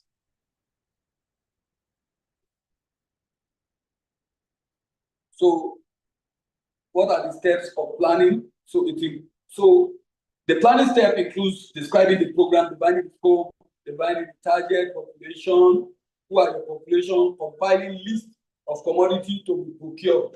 Are you going to do food supply? Are you going to do house supply? Who are your vendors? Identify all these based on available data. Of course, you also need to gather data on your vendors. Are there those that are acceptable based on the country's policies and legislation, or are they not acceptable? You need to find out this. And of course, then you move from there. During the preparation for quantification exercise, your team begins to collect data, collect background program informations, and then data from as many sources as possible. It can be from mobility data, it can be case incidents, can be treatment or service data, it can be consumption data, it can be demographic. So many types of data is collected, and this is what we call the pre-program stage or pre-implementation stage. So they gather all this information, and then they start the process proper. So for the process proper, we have four steps. They assemble a quantification team.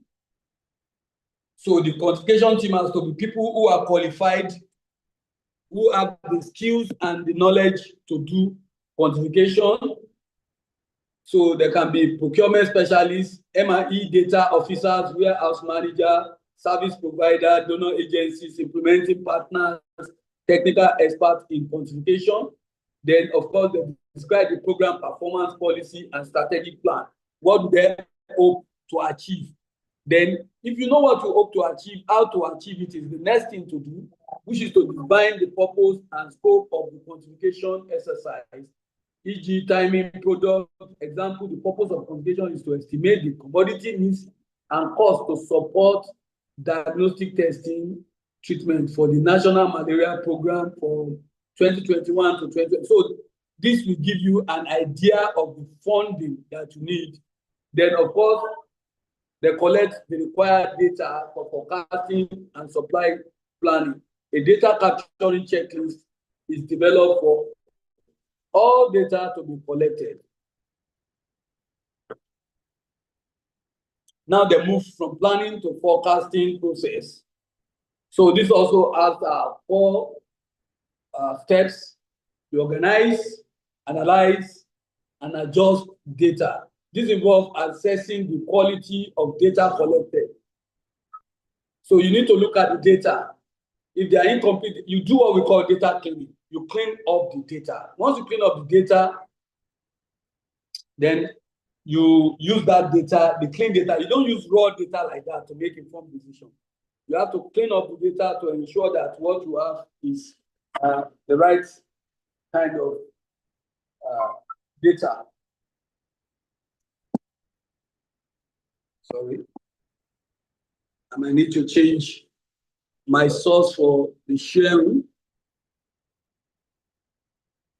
I need to stop this and change my source for sharing. I'm using my laptop currently, and my power on it is getting low.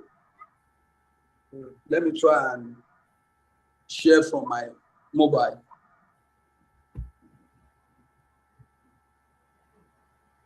Sorry, just take a minute or two.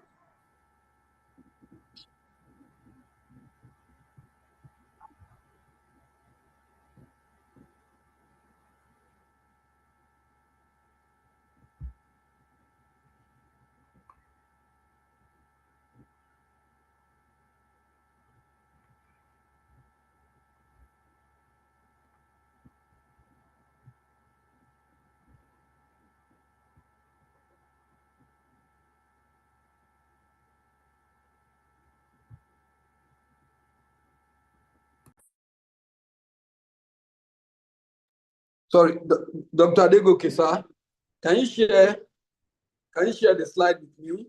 I mean, for me, please. Hello, sir. Okay, let me see. Because Okay, I'm let me actually see. I'm actually out. So I'm doing this from the road. So I'm not in yet.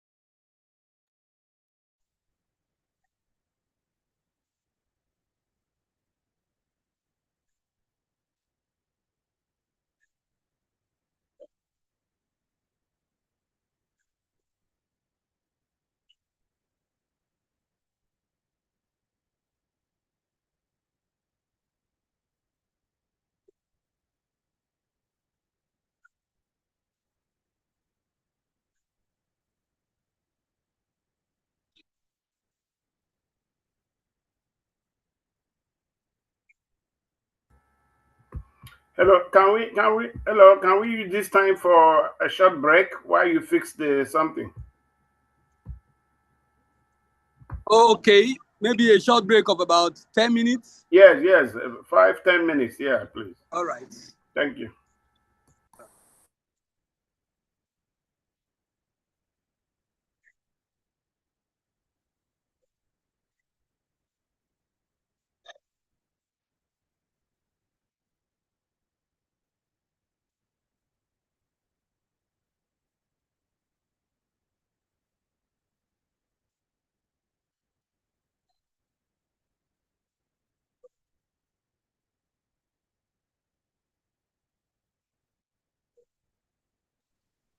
Can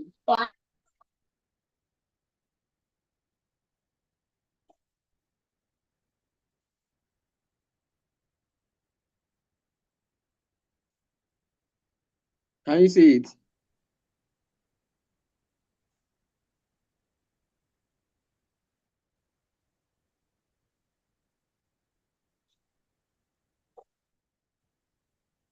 Let me share the screen. Can you see it now? Can you see my screen?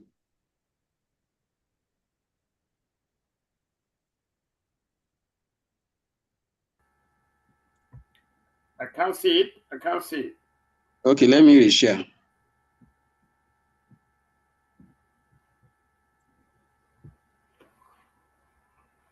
Can you see my screen now? Not visible to me here. I don't know if others. Okay, it has come now. It has come. Okay. Yeah, but make it a little clearer.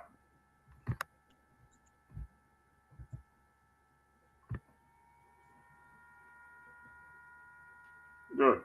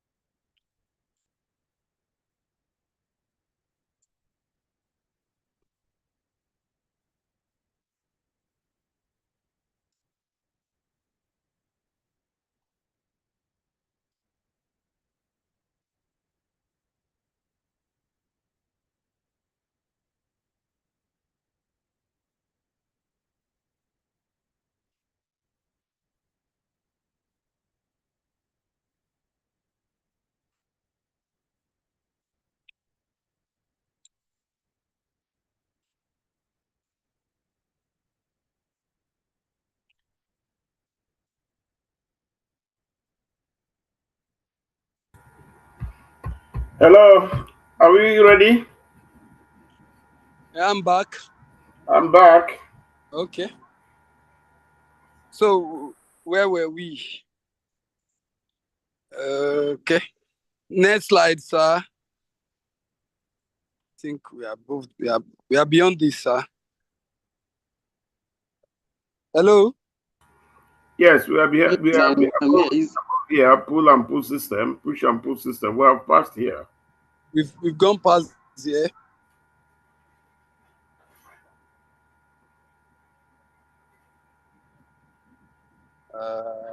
We have gone past here. We have gone past here. This is almost ending. No, go back. Go back sir. a little. Go back, sir. Go back. Back, sir. Back another. Last slide back. Yeah. Back. No, go back. Back a little. Yes. Yeah, that's where we are. There we are. Next slide on this, please. Yes, sir. No. Go forward. Back a bit. Back. No, forward. Yes. It's okay here. Good. Okay, Yes. forecasting process. Yes, just start from here. Okay. Yes, we are here. So we talked about. Thank you, sir. So we talked about the forecasting process. Like I said earlier, after the planning process, we now talk about the forecasting process. So in the forecasting process, you organize your data, you clean your data. Like I said, in the planning data, the planning stage, most of the data we get from there, are actually raw data, and they need to be cleaned up. So when we clean up this data, they make more sense because the noise in the data would have been totally removed.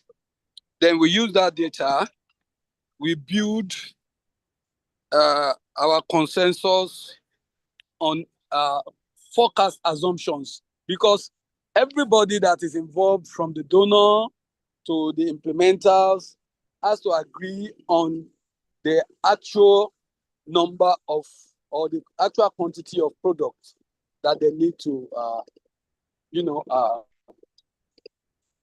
purchase or procure rather.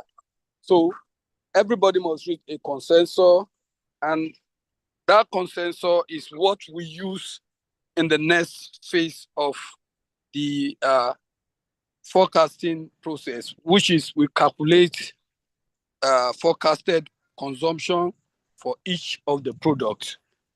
So for each of the products that will be required along the pipeline, we now calculate the forecasted consumption. That is the consumption we assume will be used up during the reporting cycle. So, and this will be based on the data we've collected. We collect the data in the planning stage, and we clean up this data.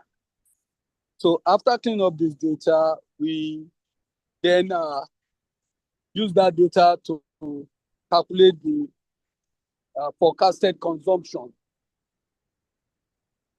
So the forecasted consumption is what we now use to go into the next stage, which is we compare and reconcile results of different forecasts. We will base our forecast on so many data that is available to us, mobility data, consumption data, and all those kind of data. Then at the end of the day, we need to sync all those data as one, compare them, adjust them, and then eventually come up with a single forecast to be used for our procurement planning. I hope I'm being heard. Yeah, hello? I'm hearing you. I'm hearing you. Okay. I hope I'm loud and audible. Yeah, good enough. Good enough. All right, sir. So that's about the forecasts. We want to bore us with rhetorics. So we should just understand that at the planning stage, we go into the analysis of our data to organize them, clean it up, and make them more user-friendly. Then thereafter, we use those data to build and obtain a consensus of the amount of commodity we will require. And in many cases, these data are incomplete, like you said early. So you need to have a multiple of sources of your data. And then those data, we now use them to calculate forecasted consumption.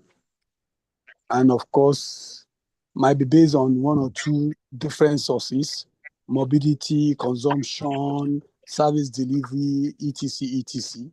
Then, of course, we now compare those data and then sync them as one.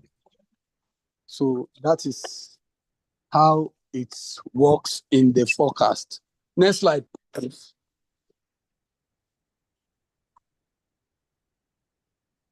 So the supply planning process still continues. So we have the planning is used to estimate the total commodity of. So in this case now, we now organize and analyze our data like we do previously. So data for the supply planning steps are different from the data for the forecasting step. You know, in the supply planning, we already have our forecasted consumption data. So, and we assume they are cleaned and they are in sync, having compared various sources. And then we now move to the supply planning proper. So at this stage, we organize and analyze the data for the supply planning steps, and they are different. However, it is important to collect both data type at the same time. Example of data required for supply planning include stock on hand in the program, incoming shipment, expiration dates, and suppliers, vendors, etc. Because there are some supplies that will be short dated. So when you are doing your supply planning, you must know how much of them you want to collect and how quickly you are able to dispense of them, especially for calibrators, controls, and the like. If you look at most of them, especially the hematology, what do you call it? The hematology controls. They're usually very short dated. And if you are not careful, you most often than not run into expires, they expire on you. So when we are doing supply planning for them, it is different from when we forecast. We cannot base them on forecast. Rather, we base them on information about the suppliers, how long it will take, their usual practice, do they usually deliver, do they delay their delivery, all those stuff. You know, those are more central around the supplier and not actually on the product or based on any well-established consumption pattern. So that is why it is a bit different from the forecast stage, because it is not really based on data as such. It is more or less based on patterns that are clearly visible along the supply chain. So then, of course, you now build planning assumptions. As with forecast step, make assumption in the supply planning step to account for missing or low quality data. You know, you still have to clean those data. Your stock on hand, some people might underreport, some people might over-report. You need to go back to the facility based on their patterns anyway. Does this facility usually give quality data how complete are their data. Based on their previous pattern, you can make adjustments for their data. Okay, most times the quality of their data is usually about 70%, so you adjust it to about 90, 95%.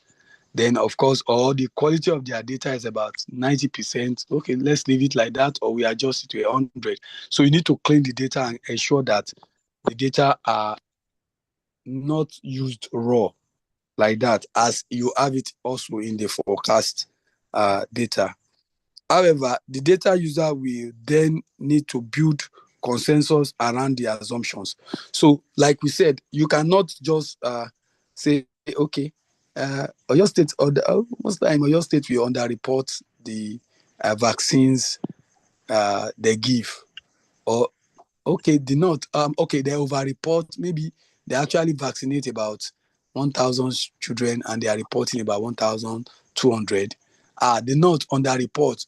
Usually they vaccinate about uh, about 500 and they report about 200 so that they can get more vaccine. So once you know this, their pattern, everybody consensus, everybody come to a round table and agree, okay, yes, we've seen this pattern, so let's adjust their data this way. And then that becomes the supply planning data. And then you move from there to the next stage. Next stage, please, sir. The next slide. Okay, thank you. So then estimate total commodity requirement and cost. From this, you can, okay, what is going to be the cost of procuring this commodity? To estimate the total.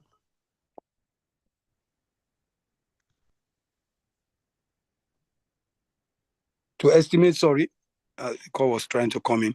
To estimate the total costs. Hello? Yes, sir. Are you there? I'm here. Hello. Okay, thank you. Okay. Yeah, a call was trying to come in, so I have to put this in do not disturb. Okay, thank you. Let me put it in do not disturb, so that will keep the call away for now. Okay. Mm-hmm. So that is the problem with using your mobile to do this. So you have to look at the cost. Like I said, the total cost of the commodity. You must determine the quantity of each product needed to meet the forecasted consumption. So, like you have already your consumption, your forecasted consumption. This is the amount that we assume will be utilized. So now you need to now make sure that the resources available must meet up with the forecasted consumption. So in most cases, like we rightly said earlier, you adjust if the resources available are limited, you adjust your forecasted consumption data. And if you have more, you increase it to accommodate the funding that is available. So you need to adjust and you need to play around with that data. Funding is available. So then, of course, you need to ensure the in-country supply pipeline have adequate stock level to maintain a continuous supply to service delivery. So you must ensure that based on your forecast, if you are forecasting for like 6 months, you need to take into cognizance your vendor. And like I said earlier, in the supply planning, you need to, of course, know that your vendor will take a while to get the commodity to you. And you need to know the nature of the commodity, like in controls, because some of these controls are not flown in. If you take the normal route of shipment via the ocean liner, it will get to you later than normal. And most of these controls, most of them are so short dated, like they have their shelf life is like 6 months or thereabout, and then you go and put them in a container. It's coming all the way from China. It's going to take like 2-3 months on the ocean before it gets to you. Of course, already you know that even if it was manufactured the day it was shipped, 3 months is already gone. So you have like just 90 days before it expires. I've had cases like that where a lot of ceftriaxone were dumped on me, and I had to turn into a Father Christmas, sharing it across regions. Like I was sharing it, giving facility 200 vials, 1,000 vials, 2,000 vials of ceftriaxone, as expensive as it is, because it got to me with less than 3 month expiry. So I had to I started giving every facility that I know have cases of what do you call it, sepsis and the like. And it So didn't bring to us. It didn't bring to us. So, it happens when you are in program, some of these things. So now that we are knowing each other and you are also coming into the cycle, then if I run into this or I have people who run into similar situation and they contact me, of course, I'll tell them what to do. We've had cases where we had so much artesunate in Osun State that it has to be artesunate injections, which is usually required for cerebral malaria or severe malaria, that we needed to ship it across country. In fact, we sent it to the east from Osun State, sent to Anambra, Enugu, Imo, then we were shipping it across country because I think they had about 300,000 vials. Wow. So you can imagine. So, because maybe it's in their own policy, they don't often use it. Yes. So it was allocated to them and the allocation kept piling up. So it was a push rather than a pull system. So we had to before this thing run into expires, let's ship them out. So you need to take into cognizance some of those things when you are doing your supply planning process. Then, of course, you need to develop the supply plan. After, you have done the planning, blah, blah, blah, you need to now develop the real supply plan. And, developing the supply plan will help managers to enter and track forecasting consumption data, identify funders and funding commitment for each product. So when you now design your plan, okay, this is where we are going to buy, this is how much we are going to buy, then of course you'll be able to look for people who fund such projects, look for grants, look for donor agencies, and then push their fund into it by convincing them that already you have a supply plan already. So the moment their money is coming, you push it into it. Of course, you have the funding commitment and procurement. And of course, you have the schedule shipments according to your procurement lead time.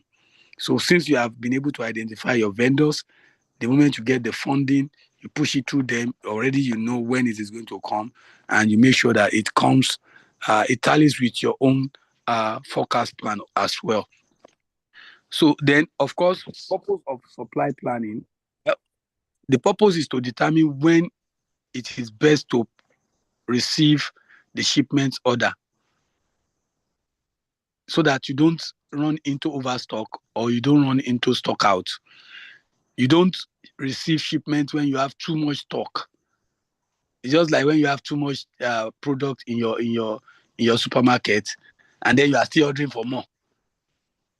Where is the storage? Where do you put them? So you have to consider those factors too. Your storage facility, how well, what is your capability or your capacity to handle the storage? When in Nigeria now, we can count the number of cold chain facilities that we have. Now, let's say we are taking excessive vaccines into the country. We might run into problem. We might suddenly have stock out or overstock. If we take too much, we might run into overstock. And if we take too little because we feel we cannot, we don't have the capacity to store them and the likes, we might run into stock out. So you need to know and understand your system. And then, of course, you need to identify who are the funders and get their commitments. And commitment is not just by word, it's by real commitment, committing their fund into it. They promise and they release the fund, and you get the fund and you start working immediately. Then, of course, you need to ensure that there are adequate stock level of supplies in the program. Once you do your forecast consumption data very well, and you are able to use it to make your supply plan data, definitely you will not run into any itches along the supply chain as the program progresses. Of course, it also helps you to prevent overstocking, like I've said, or stock out, like I also explained. So, next slide. We are approaching the end of this module. So, what are the quantification methods? You can use the consumption method where you use the consumption data. So, in the consumption method, you estimate the quantity of product expected to be consumed, and this is based on what we call historical data. So you look at the past consumption record. Yes, look at yes, retrospective. You look into retrospective data and use that to make your planning. So it is, it is also essential that you adjust for stock outs. And you project, because okay, if you are using this retrospective data, you have to also consider the time factors, the conditions, and of course, when you are using data that was gotten for malaria during rainy season to forecast for dry season, you run into trouble because you might run into overstock. Because most people will not come down with malaria in the dry season than in the rainy season. Uh-huh. So, and then when you are using it for enteric fever, and you are using dry season data for enteric fever to forecast for rainy season data, water bodies are cleaner, and they are cleaner sources of water now because water level is going to be very high. People will get more of borehole, well water, rainwater, rather than them using streams and the like where they can get this enteric fever. So if you use the data for the retrospective data for dry season to project for rainy season, you also run into overstock. Yes. And if you use the data for malaria during the dry season to forecast for malaria during the rainy season, you will run into understock or stock out, because malaria cases will increase during the rainy season because of water bodies. Yeah. So these are issues that are around consumption method, using consumption data. So the main sources of consumption data is the LMIS, the one that we do, the average monthly consumption, the quantity used, blah, blah, blah, that we do reports to the facilities. It's just like when you talk about HIV testing, the data you will get during festive period around December, when people come into the country from a number of places and they bring with them some of these unknown diseases. And of course, they have flings and nice times, will be different from when they have already left and we are with the original indigens, who maybe, their own nature may not be as promiscuous as somebody who just want to have a nice time and go away. So you need to know when you are making your data, your consumption planning, your quantification based on your consumption data. So you need to take into cognizance when was that data recorded and what factors could have led to more or less in terms of what you get from that data. So next slide, please. So like consumption data still continue. Consumption data may be reported monthly or quarterly, like we said, can be bi-monthly, can be quarterly, can be monthly, can be weekly, depending, and may be aggregated with clinical and patient-specific data to enable observation on whether the consumption matches. Before, I don't know how many of us know that RDT are no longer available as they used to be, or are no longer available at all. Sorry, what? RDTs, MRDTs, malaria rapid diagnostic test. Yes, yes. Yes, formally, you may have people who don't even go to the clinicians. They will just come straight. You just chook them, do the RDT. They'll go to the pharmacy and get the drug and go away. And by the time you start comparing the service data with your consumption data, there's a wide gap. The number of patients who report that case in the hospital is different from the number of patients who goes home with the malaria drugs. Drugs, yeah. So this becomes a problem. And then the PMI started getting more stringent and started telling people, if you are doing MRDT without proper documentation, the person does not have hospital number, no clinician's request. Clinical Then you history, pay, yes, then you pay for the difference of the kit between the service and your consumption data. And it has happened to my facility where we needed to pay like 80,000 naira. Yes, because the person that was handling it was just doing for everybody who comes. I want to do RDT without hospital number.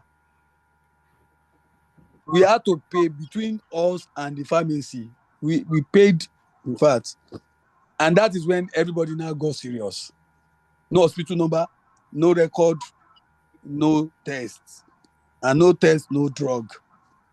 And then things became saner. So you can see a proper control has to be there. So that is why we need to compare the clinical or service data with the consumption data so that it matches. Reporting rates of less than 50% should be considered unacceptable to use for, because when the consumption data is about 50% more than the service data, that means the service data is about 50% less than the consumption data. Then there is a problem. If more people do the test and less people goes through the clinicians, then that means maybe somebody is walking away with the kids. Who knows? You get the logic, sir. Yes, yes. So that's why we say it must match. Even if it's not matching, the difference should not be much. It shouldn't be much, yeah. So that we can overlook it. Then, in the absence of quality consumption data from health facility, the morbidity-related quantification method can be used. If we can't get them, we start to use the case incidence prevalence data. These are the things we can look at. Okay, what is the prevalence recorded for malaria in this environment? 90%, then we use that. 80%, we use that. Or we look at case detection rates, like in HIV testing now. If you keep on buying kit and you are dumping it on, people will just walk away to private practice with those kits. And the kits are, oh my God, 130,000, 120,000 for 100. You can imagine somebody just walking away with 10 pieces, 20 pieces daily. You can imagine what that means. So if we don't streamline the case detection, in case we don't have consumption data, we can use case detection. How many positive do we find in 1,000 population? Then we can say, okay, we find like maybe 10, and we should not give them more than 100 test kits because the detection rate is so low. Most of the people in the community don't even have it. So testing them might not really make any difference.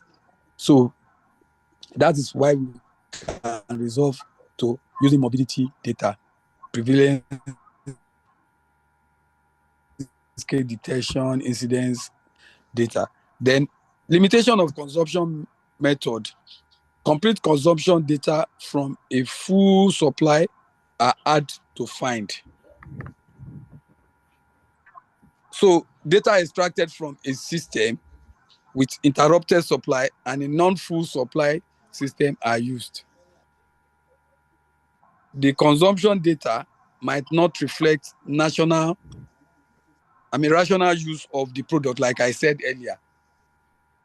with the malaria issue, that is used according to the STGs, the standard treatment guidelines. Are we using it according to the standard treatment guidelines? The treatment guideline says from the clinicians, from the record to the clinicians, from the clinicians to the laboratory, and from the laboratory back to the clinicians, and from the clinicians back to the pharmacy, and from the pharmacy, the record get back to the report get back to the records. But do we follow it? If we are not following it, how do we say that the consumption data is good? Then it cannot be used for a program that is new or scaling up, where consumption can be unpredictable. If you are starting a new, when COVID came, you cannot say consumption data. Where is the consumption data? Who had COVID before COVID came? Nobody. So it was when COVID came that we knew that, yes, we need to step up our game. So if you don't have previous incidents of a disease, how do you start testing for it based on consumption data? No, you can't use it. Or when you feel, we want to scale up consumption, you don't need the consumption data. You just increase as you like. So that is that about that. Next slide, please, sir.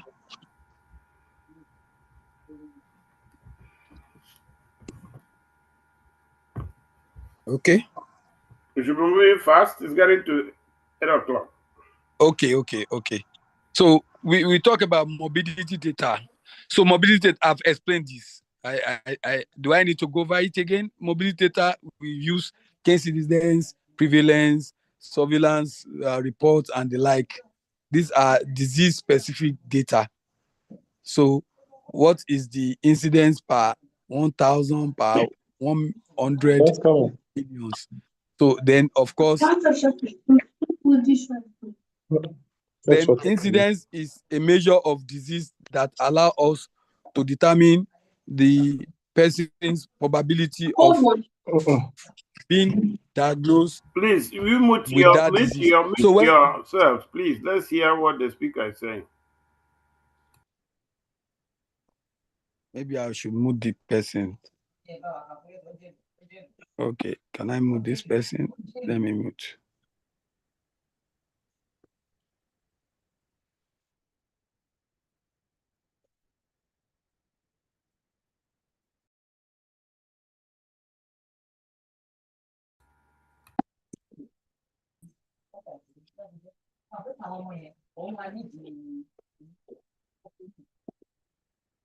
So now,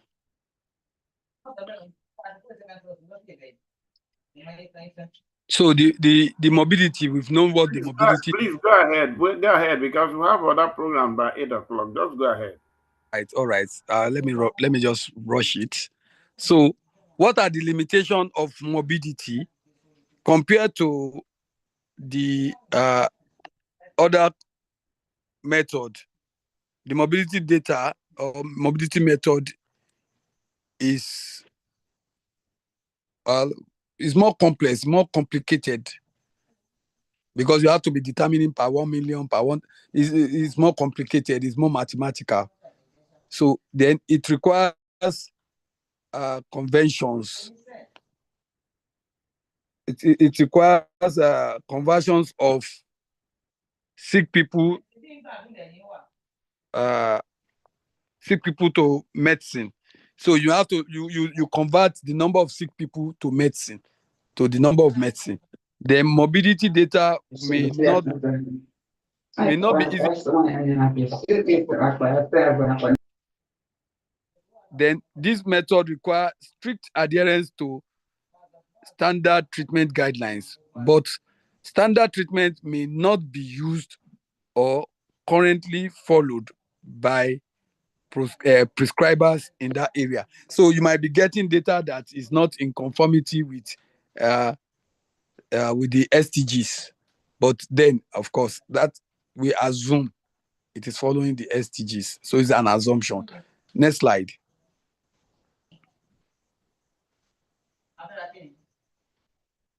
Next slide, please, sir. Okay, sir. Thank you. Then Phlscm adjusted consumption method. So Phlscm adjusted consumption method is used when there are no consumption or mobility data. Standard system. So known facility with standard and known data. The method involves extrapolation. You just extrapolate information for use from facility that have consumption and mobility data. So you just assume if facility A has 100 and the population is so, facility B that has 10 times that population should have. You get what I'm trying to say, sir? It's just like extrapolating, just using Yeah. permutation yes method, and so you extrapolate that data based on the available data for a particular uh, facility or country. Like let's say Lagos State, based on the population of Lagos, you are able to look at, okay, this is the case incidence rate, or this is the mobility rate, or this is the consumption pattern for this particular disease, given that Lagos and Imo have similar climate, and the population distribution is Imo is about 1/10 of the population size of Lagos, then we should scale it down to 1/10 the consumption data, and then use that to calculate the number of uh, medicine we will give Imo. So that is how that one works. Then steps for using Phlscm adjusted consumption based method for forecasting. So you select the standard system for consumption and extrapolations. You review records from standard system for the determination of the review period. So like it's the same thing I've explained. Yes, You yes, get yes. so it's the same thing I've explained. So going over it is then you calculate projected average monthly consumption for expected changes to consumption. So you can use a known data to calculate an unknown data for another area.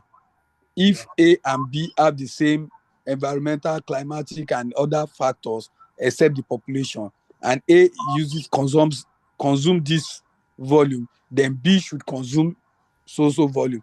Just using known to get the unknown. So it's just like X plus so is equal to this. Then what is X? And then you get the X, and then you use that. So that is what we mean by Phlscm adjusted consumption method. Next slide. So here, what are the reasons for conducting a quantification?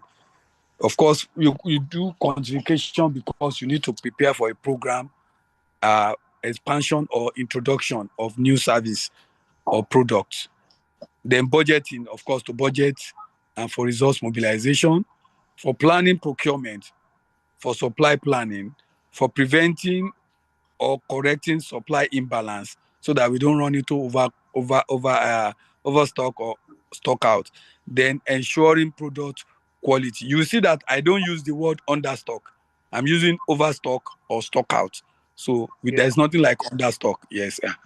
Then supply plan. Why do we do supply plan? We do supply plan for procurement and delivery of commodity that includes total commodity requirements. What are the total commodity that we require? Quantities of each product to be procured. What is the total cost, which include the cost of shipping, the cost of handling, the cost of storage, blah, blah, blah. Then funding sources. What are our funding sources? Then getting commitment from the funders. Then plan shipment. How long will it take us to get the delivery? Will the delivery time or the lead time not affect our stock negatively to have our stock out, or will it not unnecessarily increase the stock we are holding at hand so that we don't have overstock? So that is that. Next slide. Thank you. Then issues to consider when you are doing quantifications, you need to consider a lot of things. Preparing an action plan for quantification using centralized or decentralized quantification approach, using manual or computerized quantification method. You can use machine learning. Then, of course, estimating the time required, developing and organizing the medicine list, essential medicine list. Then, of course, filling the supply pipeline, estimating the procurement period when we get to you, considering the effect of lead time, the time it will take from the ordering to when it gets to you, then estimating safety stock. Do we have enough to buffer in case there is a delay along the pipeline? Then adjusting for losses and other changes. Then, of course, cross-checking the result of quantification, estimating total procurement cost. What is the total procurement cost? Then adjusting and reconciling final quantities to order. Then, of course, preparing for possible program expansion in case there are more beds. Do we have enough to cover the neonates that are coming? Then reconciling forecasts of different data sources to ensure that we have a synergetic or consensus data. Then reviewing for quantities, quantification for ordering, reviewing and updating forecasts in data and assumptions, calculating or recalculating the forecasted consumption, updating the stock on hand for each product, assessing national stock status for each product so that we don't overstock or we don't understock. Then, or we don't stock out, go into stock out. Then assessing national stock status for each of the products. What is the current stock level in country in total? Then reviewing if we have it lopsided somewhere like we did in Osun. You don't need to go and procure for Imo or for Enugu or for Lagos. We just redistribute and ensure that everybody have adequate quantity. Then reviewing and updating shipment delivery schedules to ensure continuous supply to maintain desired stock levels so that we don't run into stock out or overstock. Computation of forecast accuracy for tracer products. Like in HIV, the tracer product is determined test kit. Then for HIV pharmacy, TLD is the tracer product. For malaria, it is RDT and this artesunate tablet, the AL1, AL2, and AL3. Then quantification does not end after determining the final quantities and costs. It includes an ongoing process of monitoring, reviewing, adjusting, updating forecast data, assumption, and recalculating the total commodity requirement. It's a continuous process. So the quantification must be a continuous process. Otherwise, there's no how. Even if you quantify and procure for 1 year, that 1 year will remain 1 month, and before you know it, the 1 year is already over. So we must so it must be continuous. We must know when to start the quantification process all over again. Then the next slide, please.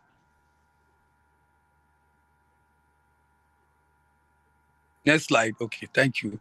So then these are the calculation methods. The average monthly consumption, which equals to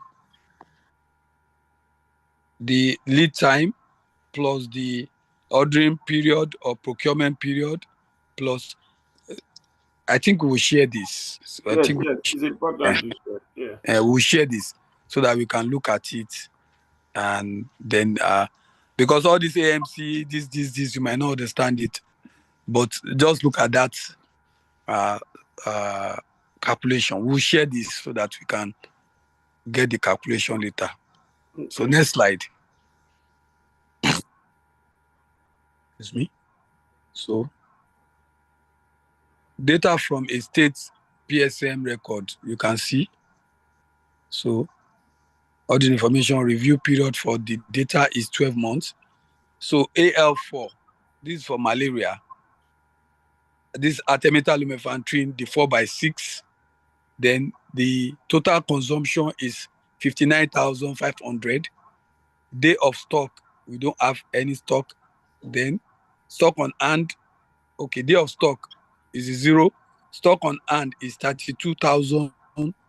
Then stock on order. If you look at it now, the consumption is 59,500. If you remove this 32,000, the difference is stock to be order, and that is the 12,000. That will bring it to about 52,000 thereabout. Okay. So the review period for the data is 12 months. Procurement or ordering period is 6. Safety stock is 3 months. Lead time is 120. So we are asked to calculate using the previous data. Go back, please, sir. Go back a step.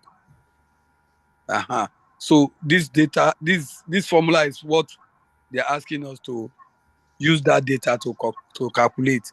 So I think let me screenshot this, then we'll put it out for us. I want us to do that as an assignment. Okay, so share this screenshot. I'll share it with us. Let me save it. Let me save it. Then I'll share it. So let me save it. I've saved it. So, let me share it with us on the. I'm going to put it in the chat. So I'm putting that in the chat for us. Yes. Allow full access. Do I have it?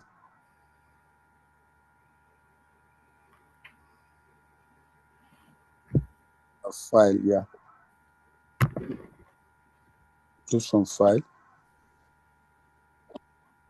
Okay, so this is the screenshot.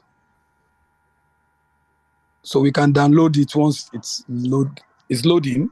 Once it's fully loaded, you can download. And yes, you've seen the screenshot, sir.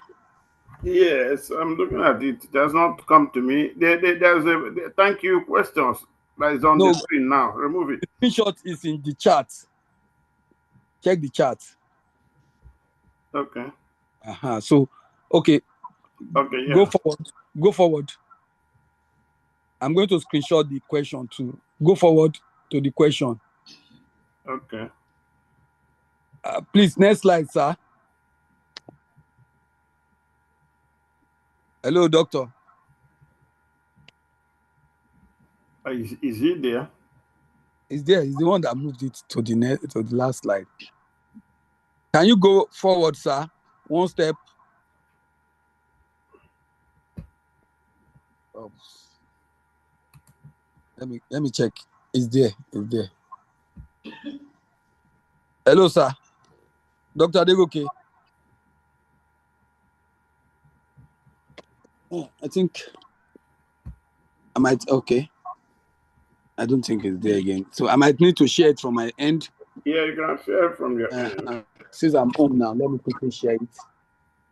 So I'll just screenshot and paste. Then we can have it as our exercise, so that we close with it. So let me open it from here. Okay. This is the question. So I'm screenshotting. Okay. So let me share the old stuff, so that both the formula and the questions are there together. Yeah. So yes, I think this is okay. Okay, let me save the photo. I'm going to share it now. So that's because Yeah. Okay, photo. I'm sharing. So we can look at it. Though the formula is there, then the question. Can we see it in the chat?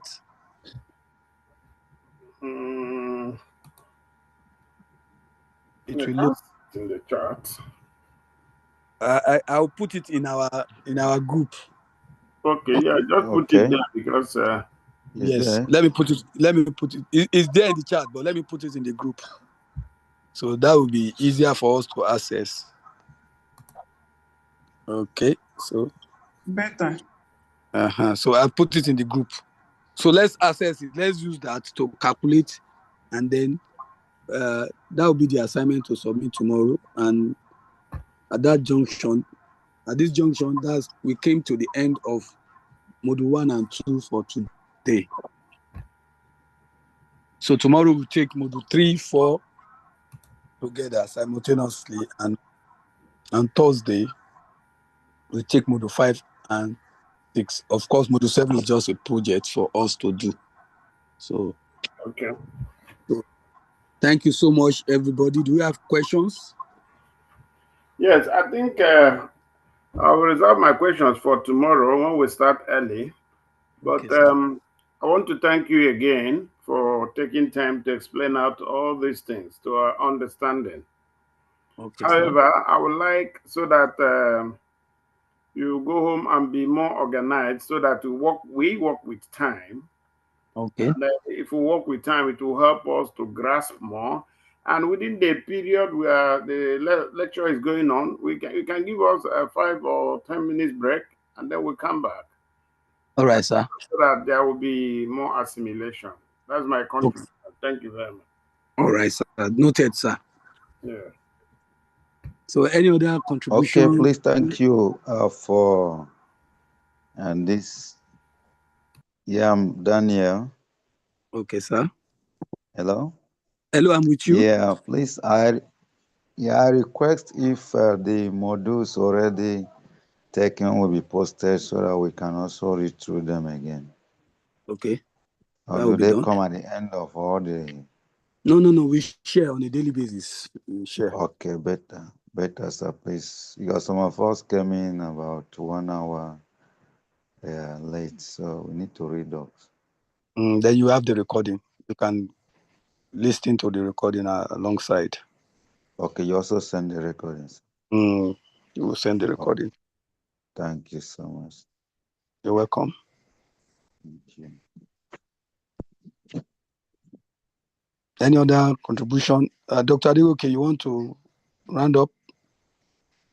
Yes, thanks everyone for your time and your patience for listening attentively to the presentations while it lasted. So let's start early tomorrow at the time, and how the contribution have been noted. So tomorrow we'll meet again for the continuation of the lectures. Thank you and enjoy the rest of the evening. Have a good night. So thank you so much, sir. So thanks everybody. Thank you, sir. Yes, ma. Thanks everyone. Thanks, Thank ma. you. Thanks, everyone. So good night, everybody. See you tomorrow. Bye-bye. Good night. Thank you. Good night, Bye. everybody.